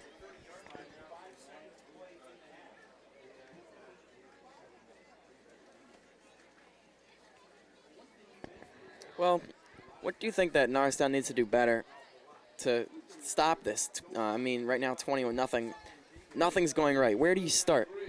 Where you start is looking to get some more pressure on defense. But, as you said before, getting more pressure, again, the double-edged sword. If you get more pressure, you give Rosenbaum more opportunities to go deep because you don't have as many people back. So more pressure on defense usually equals fewer defenders in the defensive backfield, and that could be big trouble. However, more pressure could also get to Smallwood in the backfield and stop him in his tracks. So I say the first key for me for the second half for Norristown is more defensive pressure, perhaps bringing Good and Kelliger on some of those like double-barrel blitzes.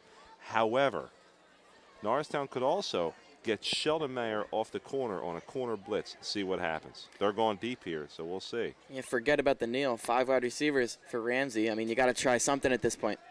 Here's Ramsey, fakes it. He's just going to run, and 5-yard gain, 5 seconds off the clock, and we will indeed go into halftime with Norristown being shut out. It's 21-0. And we will be back here in a few. Dave Fazzini and Mark Kolodinsky. After halftime, we'll be back at you with halftime stats and recap.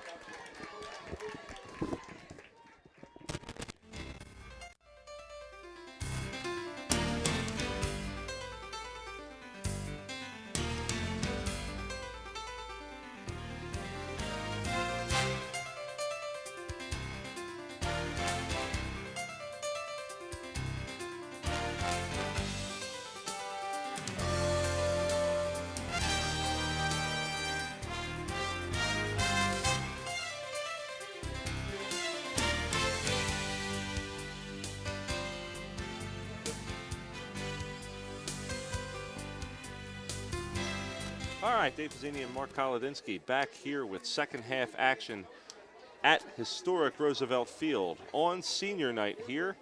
We've got CN8 in the house doing the game of the week, so we're all very excited, except for the fact that Norristown's down a very disappointing 21-0. Just to recap the first half a little bit, the scoring began with Smallwood, as it has so many times this year for Upper Moreland, as he broke away down the sideline to put up the first points of the game on the last play of the first quarter. Then got another one late in the second quarter. Upper Moreland got the ball back. Mike Rosenbaum put together a nice drive, throwing the ball, and finally ended it on a touchdown pass to Tom Knox. And nothing really going right for the Eagles, as the score indicates. And they got to come out and make something happen right away. They'll start out the half on defense, and maybe a quick turnover or something, anything. I don't know if you even go so far as to onside kick it and get a little brazen, because that pass to Knox at the end of the first half was pure gold, and it was a brilliantly conceived play in every facet of the word, except for the setup. The setup to that play was anything less than golden, as it was a very suspect pass interference call that led to Rosenbaum and company being in position to make that happen. Rosenbaum's been a surprise. We were looking at him at the first half as, up until about 6 minutes left to go in the first half, as some sort of unnecessary impediment to Smallwood's getting the ball. Just direct snap it to him and then, consider everything else gravy. But he came on and really has made some nice plays with his arm in the last half of the second half.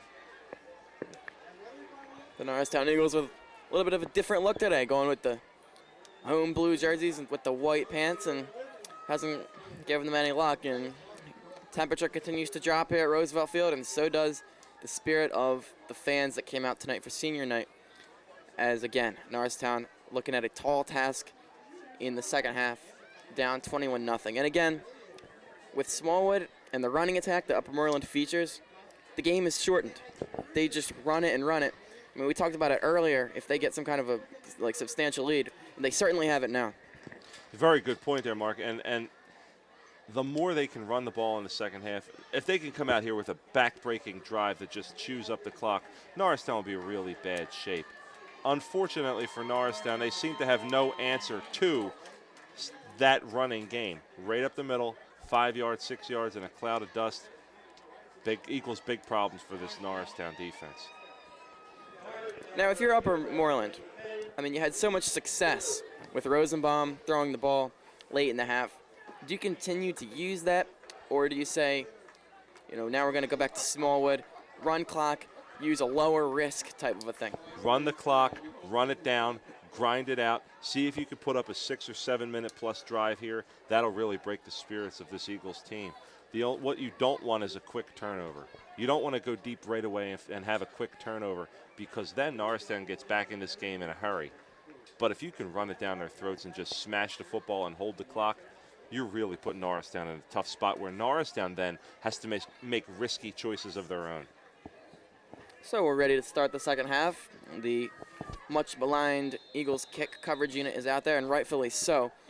So let's see if they can make something positive happen to start this second half. And it's booted and fielded by Knox, who has a touchdown catch in the game. Trying to use his blockers, now bursts to the outside. Got some room, he's at the 30, and he's finally brought down at about the 36-yard line. So a good return by Tom Knox, a senior and a captain, and a very talented Upper Moreland Bear. And he ran all the way back across the field, getting to pick and choose his lanes, tiptoeing through the tulips as he saw fit, and taking somewhat of a constitutional. Didn't look like there was any urgency. Nothing there for him to have to do. He didn't have to make any tough decisions. Just said, I think this time I'll stop after 30 yards. So he did. 1st and 10 for Rosenbaum, Smallwood, and the rest of the Bears. Ball right at the 36. Rosenbaum with motion. He will hand it off inside. And it'll be number 10 gaining a couple. That's Christian Kehoe on the gain of about 7. So Keogh with a nice run right up the middle, and he plowed ahead right through that Norristown defense, and they've been listening. They're going to run it right up the middle, chewing up that clock. They don't need to score any more points. Shannon Mayer makes the tackle, and it'll be 2nd and 1.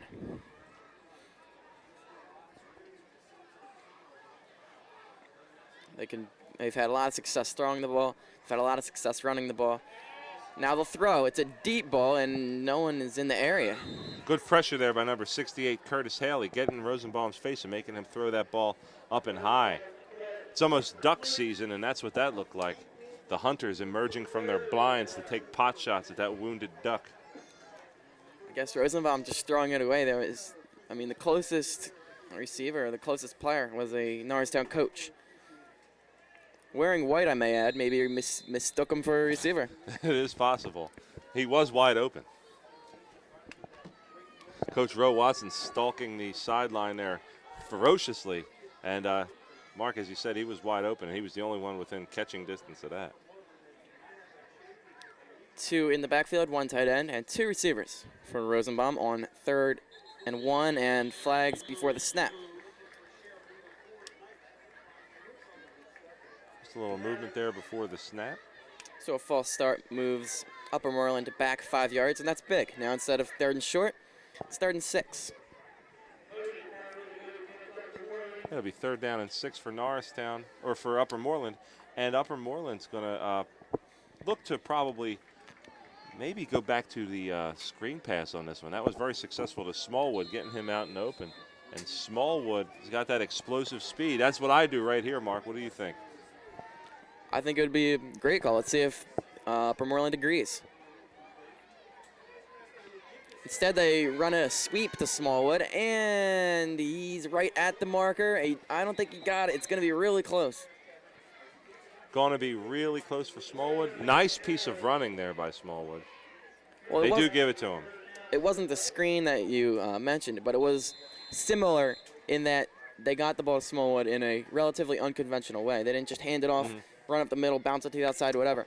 They sweep it, and it's just a different look, but still the explosiveness of Smallwood.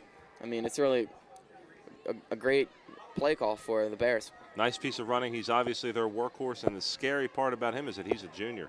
Much like Sheldon Mayer, they're both coming back next year and look to have explosive seasons. Smallwood to the outside, now back inside, and he gets about 5. He's doing everything here tonight for Upper Moreland. I guess that change of pace at the end of the half with Rosenbaum throwing a few passes isn't going to hold true here, and they're going to go right back to Smallwood and make sure that he gets their yards and chews up the clock. Already 2 minutes gone here in the quarter.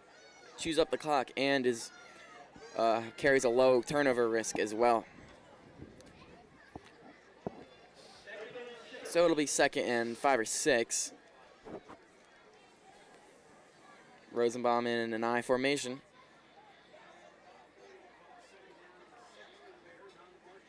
They give it to Smallwood, and he's stopped nicely. Number 54, Darren Smith on the tackle. And still, 6 yards to go, now 3rd down. Nice play by Darren Smith, able to make a nice tackle.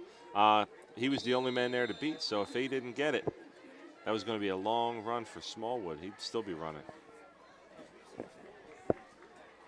The clock continues to move. Now 9 minutes and change to go in the 3rd quarter. If the Eagles can get some kind of a stop here, it would be big. If you want to stop this Upper Moreland offense, you can't stop them close to the first down marker, or they will go for it, and they will make it on 4th and short. Here's Rosenbaum. That's true. We've seen that before in this game. Hands it off.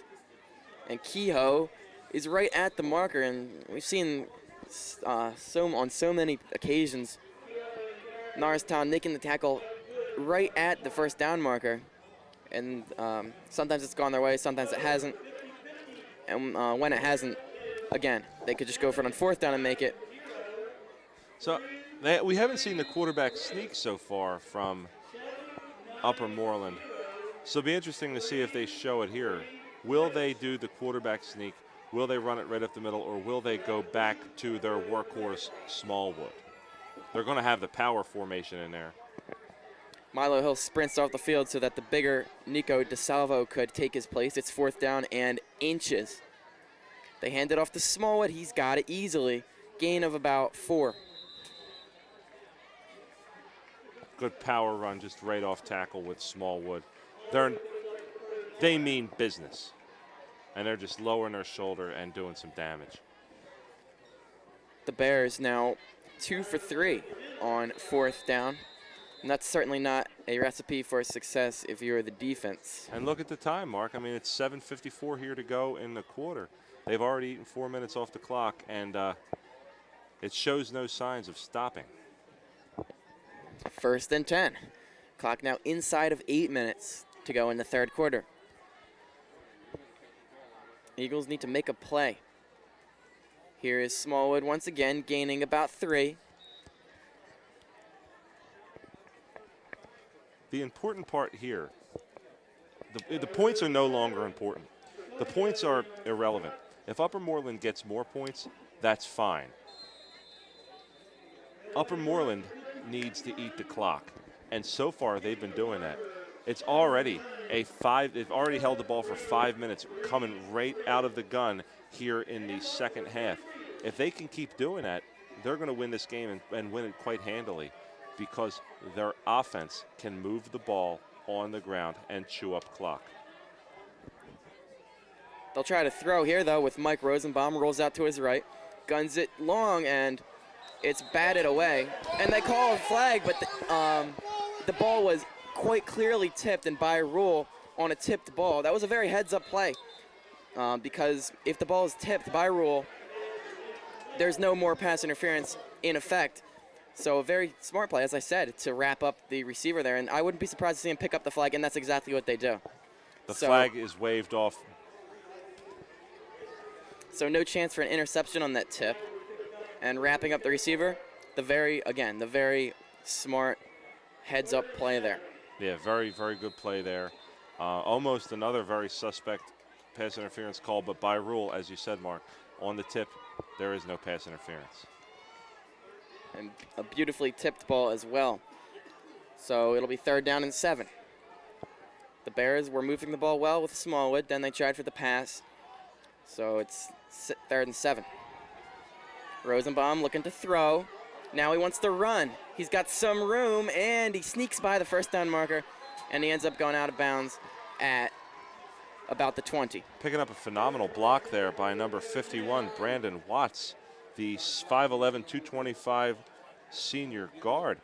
Nice block there on the outside, enabling Rosenbaum to pick up an extra 10, 15 yards on that play. So not only is he doing it with his arm, but he's also doing it with those fancy feet.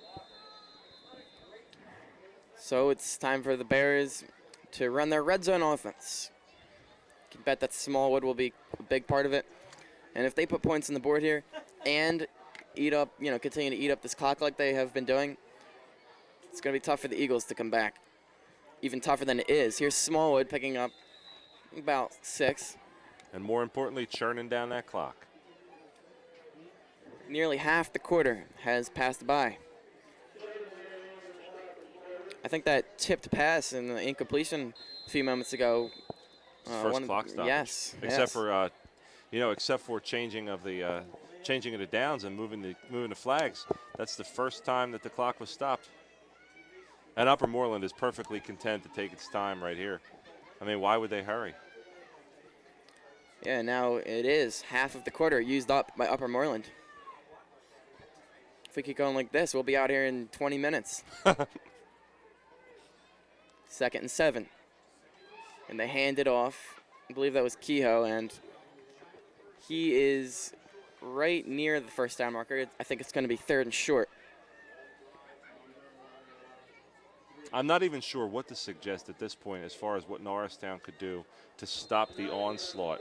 It has been something else to watch the juggernaut that is this Upper Moreland offense. They are just running down the field with no remorse, with such power and such might that it is unlikely that even a hero as stalwart as the famed Beowulf would be able to stem the flow of blood.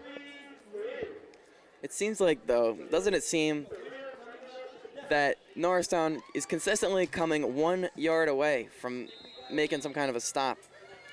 But every time there's a close measurement or whatever it may be, it seems like Upper Moreland's getting the good spot. Every time it's close, it's just not going Norristown's way. Every time that's the ball, every time it's not going Norristown's way. But you got to give Upper Moreland a lot of credit here. They are just putting on a clinic of how to run power football, and Smallwood truly is an impressive force. The last time Upper Moreland scored less than 20 points, September 19th against Upper Dublin, and that's a heck of a football team. So, I mean, you commented on how good this Upper Moreland offense is. And Norristown, just another team to be victimized by it. And victimized is truly the right word, and truly the right connotation. They are victims of this onslaught, this harsh, unrelenting beatdown that is inexorably chewing them up and spitting them out. Boy, the Eagles need to force a fumble or just do something. There's just no energy right now among the team or in the stadium. They just need to do something. When you have such a prolific running game, though, as they do with Smallwood, I mean, that's what happens. You just run the ball, run the ball, run the ball, and it just takes the energy right out of you. They need a dragon to swoop down from the heavens and attack Smallwood. I think that's the only way that they're going to have a chance in this second half. Some sort of dragon-based interference. But I don't think that's going to happen. Looks like their best bet right now, though. They're desperate. They're desperate to stop Smallwood. And the scary thing is, I mean, you know, he keeps getting 3, 4, 5, you know, picking up first down after first down after first down. And, of course, he's got 4 chances to do it since they go for it on 4th and anything inside of 3. Right. But the scary thing is he breaks off big ones on a routine basis. So, I mean, we're not even seeing him at his best yet because he hasn't busted off a big one yet on this drive. They fake it and they throw it. They try for Miller, and he did not get it. Beautifully defended by Aunt Roby. And, you know, Rosenbaum looked great in the first half and all, but with the way it's been going with Smallwood, I'm definitely questioning that call. I question that with every fiber of my being. There was no reason for that, unless it was to catch Norristown off guard, which they didn't. Roby's a good defensive cornerback, and with Sheldon Mayer on the other side, it's unlikely that they're going to complete a pass like that. So the thing was to do there is what they're going to do here, which is run it up the middle with Smallwood. It was intended for Miller, who kicks. He has an interception in this game, and now nearly a touchdown catch. But it's 4th and 2. Definitely a go-for-it situation for Upper Moreland, and Smallwood gets it and gets a touchdown. 3rd touchdown of the game, the hat-trick TD for Smallwood. And it is now 27-0 in favor of the Bears.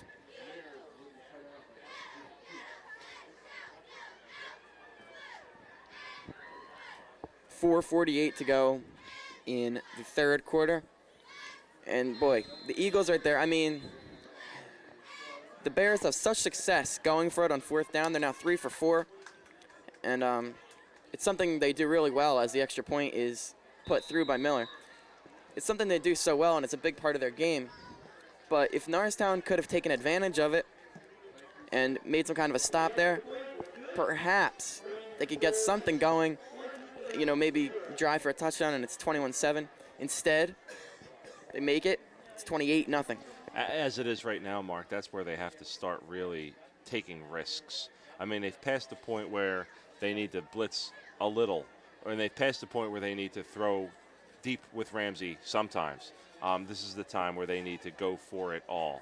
It is tough, not insurmountable lead. It's not an insurmountable lead yet, but it is rapidly approaching insurmountable. It's 28-0, and Norristown's offense has been sputtering all night. Upper Moreland's really going for the throat here, going for it on 4th down consistently, throwing the ball when they're having a lot of success with the run. They're really going for the throat. They're not letting up at all. No, and the difference between an okay team and a really, really good team or a great team is that the really, really great team will not let up, whereas the okay team will allow teams back in the game by not going for the throat. You have to have the killer instinct if you're going to win, and Upper Moreland certainly seems to have it here tonight. And sometimes it's foolish to take risks like that or whatever, but they're doing it with such confidence and such success that it's impossible to question it. That kick is dove on at the 39 as they tried to line drive it, and it was picked off in essence by a Norristown return man. I think their anxiety-plagued kicker can rest a little easier now that it's 28-0, but yet he's still kicking these unconventional boots, either out of fear, I guess. He could let up on that a little bit. He's had a good day, though, himself with the interception earlier.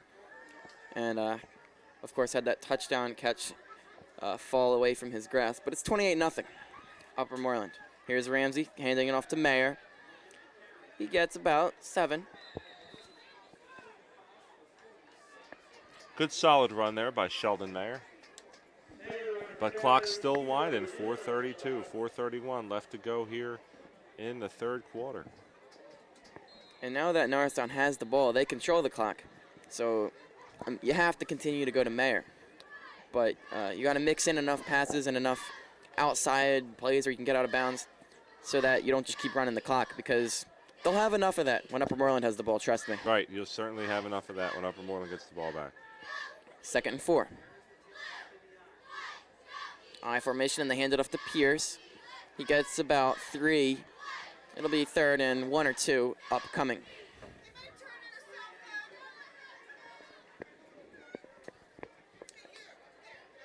And what Smallwood has done today is what we're so used to seeing Mayer do, at least in the first half of the season. But Mayer, again, tonight, not as ineffective a performance as last week, but still, he hasn't really broken out of his slump. And, I mean, it's a tale of 2 halves of the season for Mayer. And, I mean, in the first half, he looked like Smallwood did tonight. And in the second half, just this is what he's been doing on a weekly basis. 3rd and 2. They hand it off to Mayer, and he's got it. And an additional 3 or 4 yards. But this grinded out approach that Norristown's trying here, that's not going to get him back in this game. 3 straight runs. And, again, you can't fault them for handing it off to Mayer, but still, 3 straight runs, and, I mean, and counting. It's not going to get the job done. They got to throw the ball at some point. Ramsey has the arm to get it deep. I don't know if it's not confidence in the receivers. I mean, they're at the 47 right now. He's got the arm to get it downfield. I just am not sure why they're not getting it to him, why they're not turning him loose here. 1st and 10. They hand it off again to Mayer. Up the middle, has a big hole and gets about 10.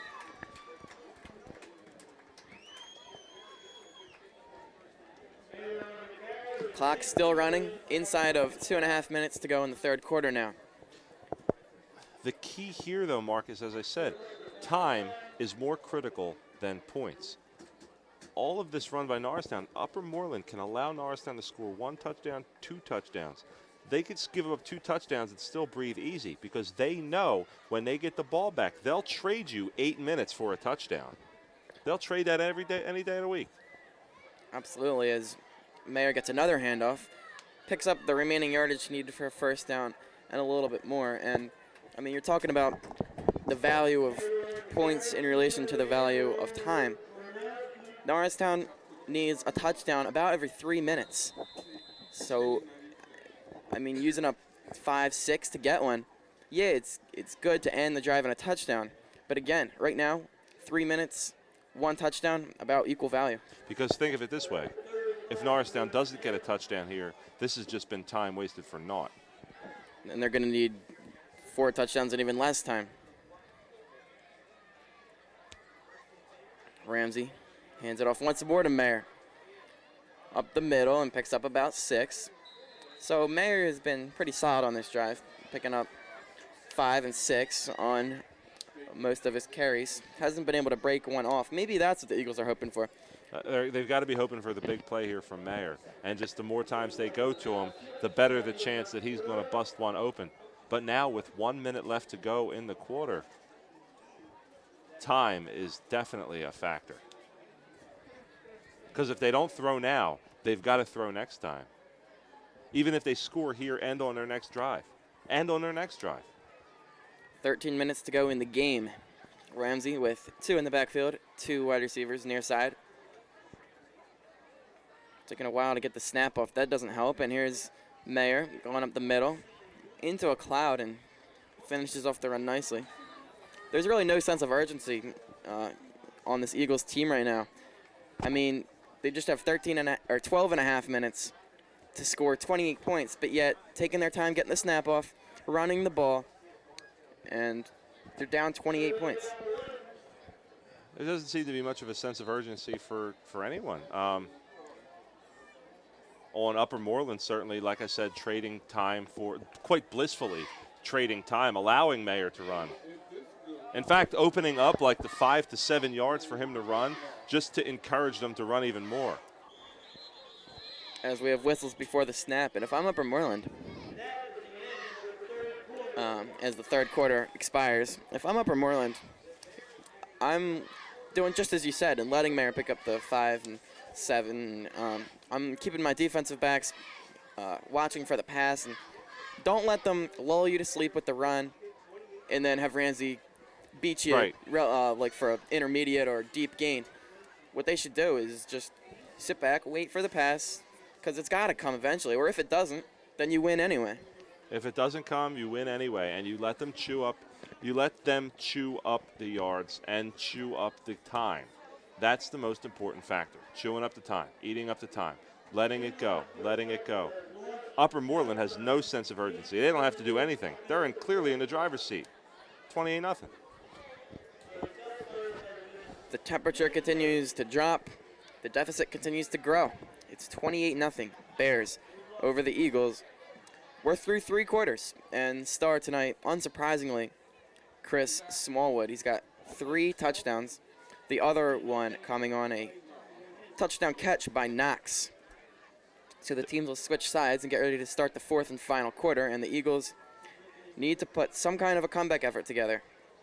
Brilliant pass. Going back to that Knox play, it was a brilliant pass from Rosenbaum to Knox on a play when Knox was triple covered.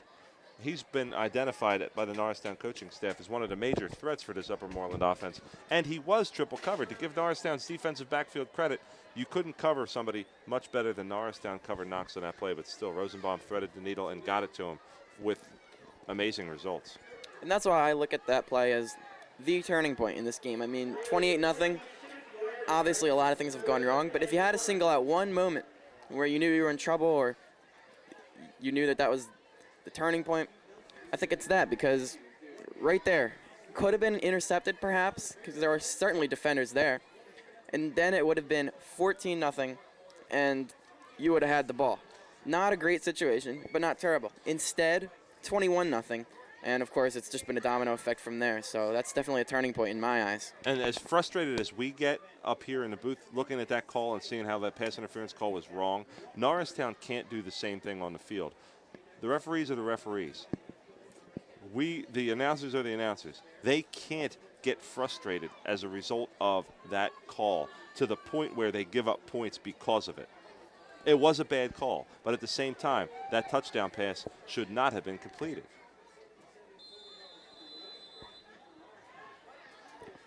One man in the backfield, but no receivers. Multiple tight ends for the Eagles, and they'll sneak it with Ramsey. So they'll get the first down, and now they've got a 1st and 10 to work with. So in the 4th quarter now, the clock will continue to run. Still 28-0, but Norristown's knocking on the door. They're approaching the red zone, and they're looking to get some points on the board here. With all the time they've used on this drive, it's imperative that they at least get some points out of it. Oh, they need 7 here. There's no doubt about that, with all the time that this drive has taken.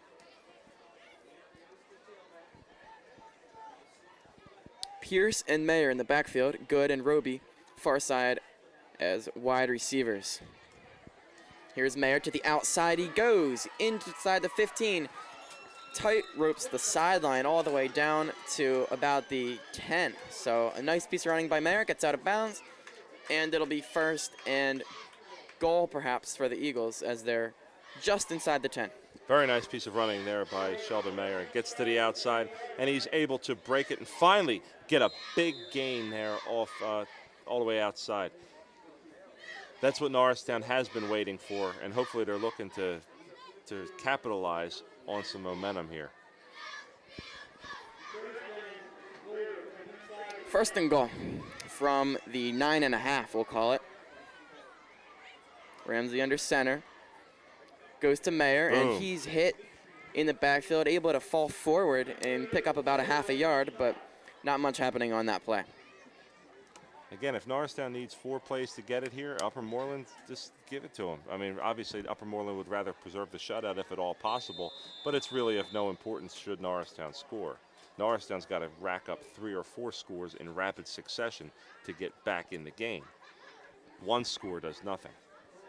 Upper Moreland does have 1 shutout on the year. It was their opening game, 21-0 over Conwell Egan Catholic. So let's see if they can duplicate that effort. The Eagles hope not, and they have a great chance at putting points on the board right here. It's a quarterback draw from Ramsey, and he picks up about 2. Not enough. Great play there by number 8, Dimitri Miller. Even though it doesn't necessarily look like it, he certainly didn't make the tackle. What he did is he went and he took the running back out of the play. Made a great play, keeping it contained, forcing James Ramsey back inside. Allow Ramsey outside. He's got a lot of options. Make him go up the middle. He gets tackled by half the Upper Moreland squad, and the clock keeps running as we're going down to the 10-minute mark. Dimitri Miller has had a less than spectacular day kicking, but he made the play on defense there, has an interception. So he's having himself a nice little day on defense, even if not as a kicker. We've just eclipsed the 10-minute mark in the game. And they'll fake the handoff, and it's intercepted, jumped beautifully, and he is probably gone. Wow, Mayer trying to catch him. He's at the 20, the 10. Mayer gave him some chase, but that should be the nail in the coffin for the Norristown Eagles. That's the nail and the lead and the plot and the tombstone.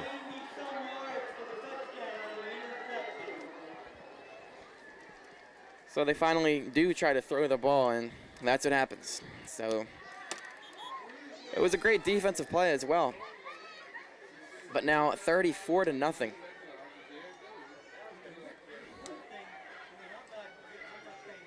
This is bad.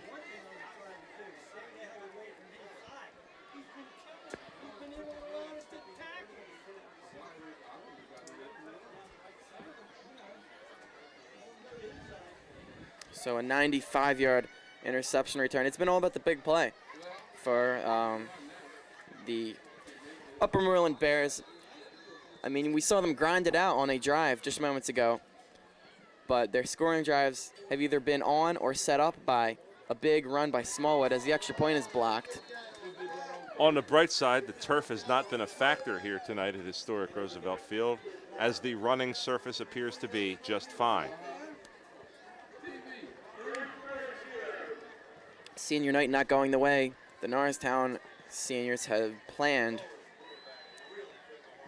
One important part of that blocked extra point is that it does not allow for the mercy rule to be in effect here at historic Roosevelt Field, so the clock will be stopping.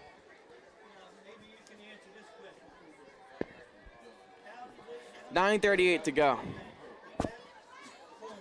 The Eagles will go right back out on offense after the defensive score by the Bears.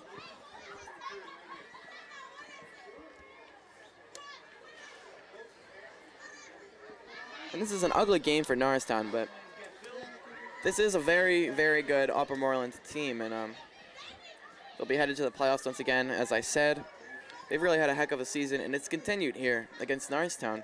So, an embarrassing showing by Norristown, but their opponent is one of the best. Going inside the numbers here and taking a closer look at some of these Upper Moreland victories, the 21-0 victory over Conwell Egan a convincing shutout pitch by the defense, but a 13-7 victory over Ruston and a 28-15 victory over Lansdale Catholic, two less than stalwart teams in the area. That didn't necessarily give you a show that Upper Moreland was going to be a great contender. But then, beating Upper Merion convincingly 35-14 and Wissahickon 40-14, both teams that Norristown lost to, that was a real indication that this Upper Moreland team was no one to be trifled with. Miller kicks it off. It's a short kick, and it's fielded by Roby, and he's tripped up but keeps his balance and ends up going down at about the 27. And for Norristown, we look through their season as they've gone back and forth. 2 wins, 2 losses, 2 wins, 2 losses. I really thought that this team had a chance to do something when they beat Upper Dublin. That's a very good team that this Upper Moreland team actually lost to. Mm-hmm. I mean, we looked at Josh Mastromato, one of the area's top running backs, and they really shut him down, forced him to commit turnover after turnover after turnover. And I thought this Norristown team might, after a 2-2 start, was showing that the 2-2 start was not indicative of their talent. Turns out, the 20-12 victory over Upper Dublin was just a mirage. As you can see, they cannot play with the top teams in the area by this Upper Moreland blowout. Here's Ramsey, drops back to throw, hits good, and he's able to pick up about 11, and the clock will continue to run, but a nice gain there. Again, telegraphing that pass, though, had the Upper Dublin, Upper Merion, Upper Moreland, whatever upper it is, upper on the scoreboard, whatever upper it should happen to be. The upper team du jour is jumping the routes, and they're able to see what Ramsey is up to and just be all over it. So even though Ramsey did complete that pass to good, the clock is still ticking. Ramsey from the shotgun. He's got 5 wide receivers. He's got tons of time in the pocket. Throws on the run and hits C.J. Douglas, the tight end. He crawls his way to a first down. Another gain of 11. This is what we wanted Norristown to do before it was too late. Try and get this passing game going, but 2 interceptions from Ramsey on the night. But still, when you're down 28-0 as they were, or 21-0 as they were, they should have tried it then. Now it's far too late. You just have to go all in and see what happens. And even if what happens is an interception, it's better to go down fighting than to go down running the ball and not getting too many yards. So they're going down fighting at least. Exactly. Should have done it earlier. Too little, too late at this point. 34-0 Upper Merion. Here's Ramsey throwing deep down the field, and it's nearly intercepted. Intended for Mayer, and it'll be 2nd and 10. A very small but very vocal Upper Moreland crowd today, screaming out exhortations and trying to get their beloved team, who's currently up 34-0, inspired, and it seems that they've done the trick. The Norristown faithful not nearly so loud, but perhaps that's to be expected given the overwhelming deficit. At least these fans got to witness something positive. Senior night here at Roosevelt Field, definitely a good atmosphere for that and beautiful weather, but the game, not so beautiful. Not so beautiful indeed. 2nd and 10. Ramsey drops back once again, faces some pressure now, steps up in the pocket, and is sacked for a loss of only 1, and it'll be 3rd and 11. The closing speed of this Upper Moreland defense is incredible. They're able to close the gap between Ramsey, who's very fast in his own right, and themselves very quickly. So Ramsey not really able to do much of anything. So this is the final game of 2008 here at Roosevelt Field for the Eagles. Certainly not closing out the home season in a very memorable way. This is one to forget. Then they'll have one more game at Ben Salem next week.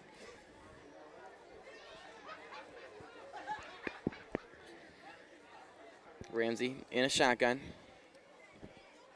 Faces 3rd and 11 with 7.5 minutes to go in the game. Once again, trying to throw, and he hits his man. It's good. Runs backwards a little bit, but forward progress. Let's see where they end up marking him.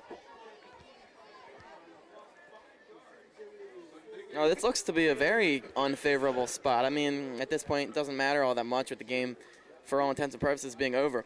But he did take a step or two back. I feel that it should have been marked at about the 39 rather than the 35, because he was met. That's where he was met and driven back. It's a very unfavorable spot there, but I guess they're saying that Good ran and made a football move backwards in order to lose the couple yards instead of the forward progress. So they think that it's his intention that made him go backwards rather than being pushed. I feel that his move did take him back 2 yards, not the full 5. I think he was met after that. But nonetheless, 4th and 5, and that's a turnover on downs. That was a phenomenal play out in the flat. The number 17, Ed Smith, on Sam Kellijor, not allowing him to get open for that screen pass. If Kellijor is able to get out for that screen pass, I mean, as you said, Mark, not that it means all that much, but it certainly does mean that Norristown continues that drive and Kellijor possibly breaks one for a touchdown. But Smith's great defense on that play keeps Kellijor from even being an option in that route.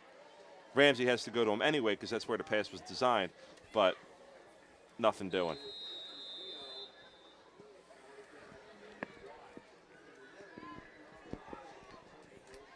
Just over 6.5 minutes to go in the game. 1st and 10 for Upper Moreland as they continue to wind some clock with the 34-point lead. I don't think you're going to see any more passing. They go to Smallwood, unsurprisingly, and he gets about 1.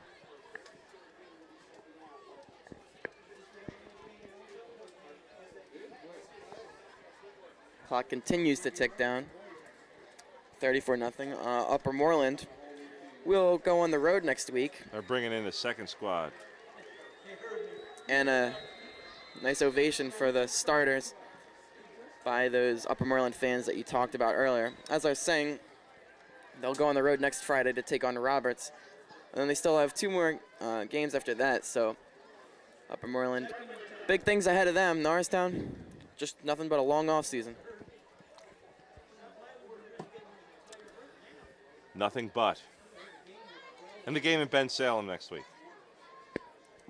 That as well. A dropped snap, and I believe it was recovered by Rosenbaum. And it was. They must not have a backup quarterback. Everyone else is different. Now he's going off the field, or is he just receiving the play call? No.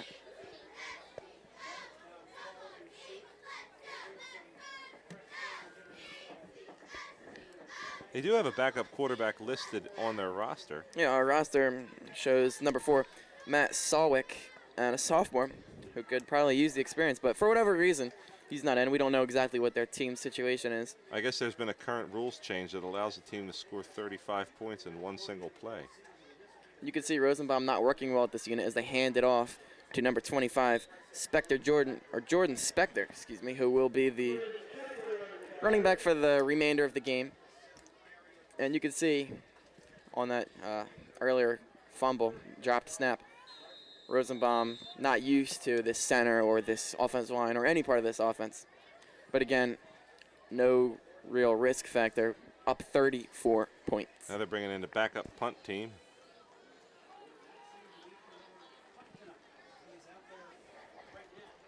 Sheldon Mayer back deep to return the kick. He is not one of the seniors that we honored earlier tonight. Again, he will be back next year. That'll certainly be exciting.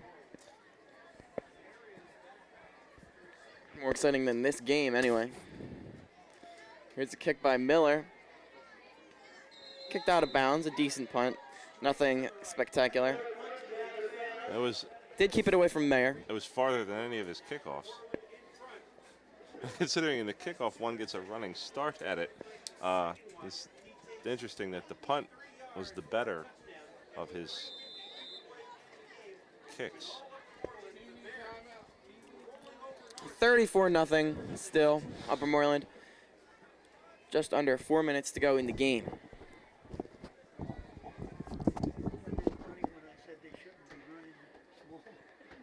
We got another extended TV timeout. Again, CN8 has come to Roosevelt Field tonight to cover this game. If you're watching this in Channel 28 Comcast, or you're watching this in high definition on the FiOS Channel 45 network, we welcome you to a night of, I don't want to say complete frustration, but complete frustration here at historic Roosevelt Field. It's just not been, any good at all, to put not too fine a point on it. I'll tell you, CN8 didn't exactly pick the most exciting game to cover. Well, I guess if you took Upper Moreland and the over, you're pretty excited.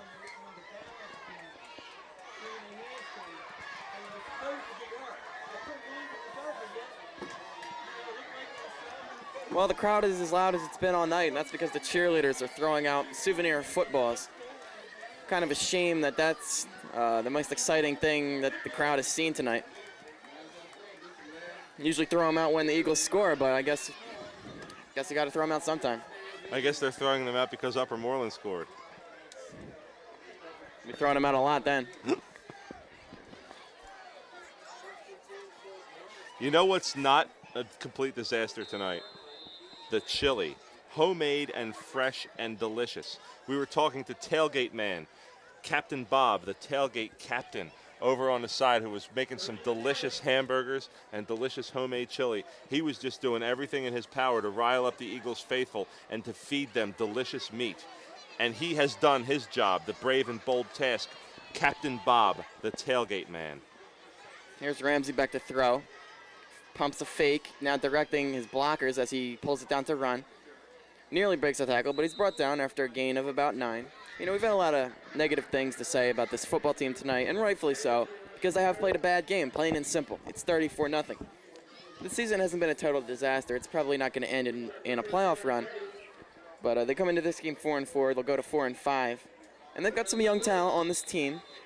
E.J. Smith's done a nice job over his career as this coach, as Ramsey misses his intended target, Roby. And E.J. Smith's done a nice job over the duration of his career as this coach, getting this football team some wins. So we'll see what happens in years to come with this football program. Very young program. Got a lot of guys out this year. There are seniors that are going to be missed, and some of them will be very, very sorely missed. Senior linemen Jimmy Gallagher and Curtis Haley, and of course Kellijor and Good, and many of the other stalwart defensive members. But they've got a good foundation to build on, and they're looking to do exciting things here in the future. We saw the heir apparent to James Ramsey have a couple good games, Shannon Mayer. So it looks like the Eagles are in good hands next year after Ramsey goes. Ramsey winds up and heaves it down the field, and it's too far for good. Next year we'll see that Mayer and Mayer, two very bright young players, the quarterback and the running back, Shannon and Sheldon, respectively. And again, 4 wins and still 1 game to go for this football team. Not a disaster of a season. It's hard to look at the good when you look at the scoreboard and it's 34-0. It's frustrating with so much talent finishing a year like this with a disappointing loss on senior night. And of course, next week there is the game at Ben Salem, but that's small consolation for the Roosevelt faithful who came here to historic Roosevelt Field to watch their heroes emerge triumphantly. Alas, it's not to be here tonight. Ramsey in the shotgun with 4 wide receivers. Takes the low snap. Again, heaving it over the middle, and it's caught by Roby. And he ends up at the 40-yard line into Bears territory. The clock now at 3:18.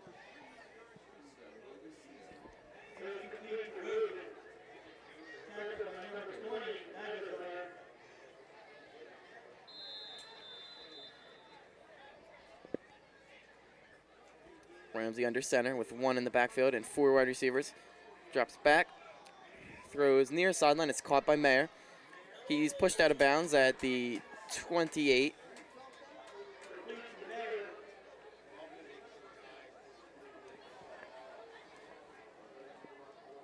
Nice pass game here by the Eagles. Good yardage, nice pickup. However, much too little too late, but they're showing some life here at the end of this game. Sheldon Mayer picking up some more receiving yards today. He had 20 last week.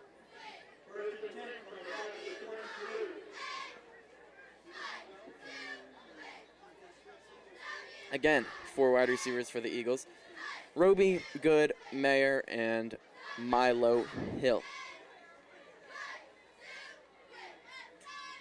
Kellers are in the backfield, and Ramsey throwing for Hill. It is caught inside the 10-yard line, and a good-looking play there to Milo Hill, another junior on this team. Ramsey threw a bullet right there. Nice pass to Milo Hill. Ramsey drops back to throw once again. Despite being inside the 10, it's intercepted. And wisely not taking it out of the end zone after the team's third interception was Sean Haley. Great play to pick off the pass. Smart play to nail it down in the end zone. And the third interception for the Upper Moreland Bears.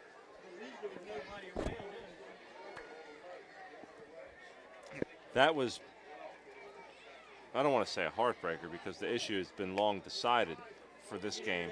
But it was just a chance for Norristown to put up some points, and it didn't quite work out for them. Interception by number 12 there, Sean Haley, and Upper Moreland's going back to work.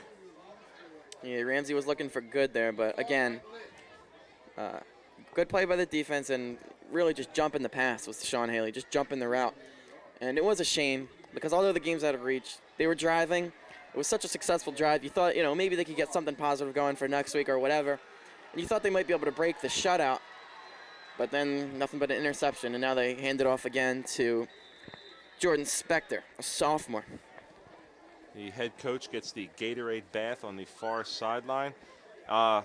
It's a bit frosty here tonight at historic Roosevelt Field. So when someone gets the Gatorade bath and it's this cold, they also get the hypothermia, so it's a bit chilly. So maybe team doctor and trainer Dennis Flynn will be over to minister unto the very chilly coach. Yeah, they're celebrating their clinching of their conference, and congratulations to the Upper Moreland Bears. Played a great game here tonight. Just part of a great season as they're officially in the playoffs. Obviously, a foregone conclusion, but making it official, hence the Gatorade bath and the celebration on the sidelines, and a gain of 1 or maybe none by Spector.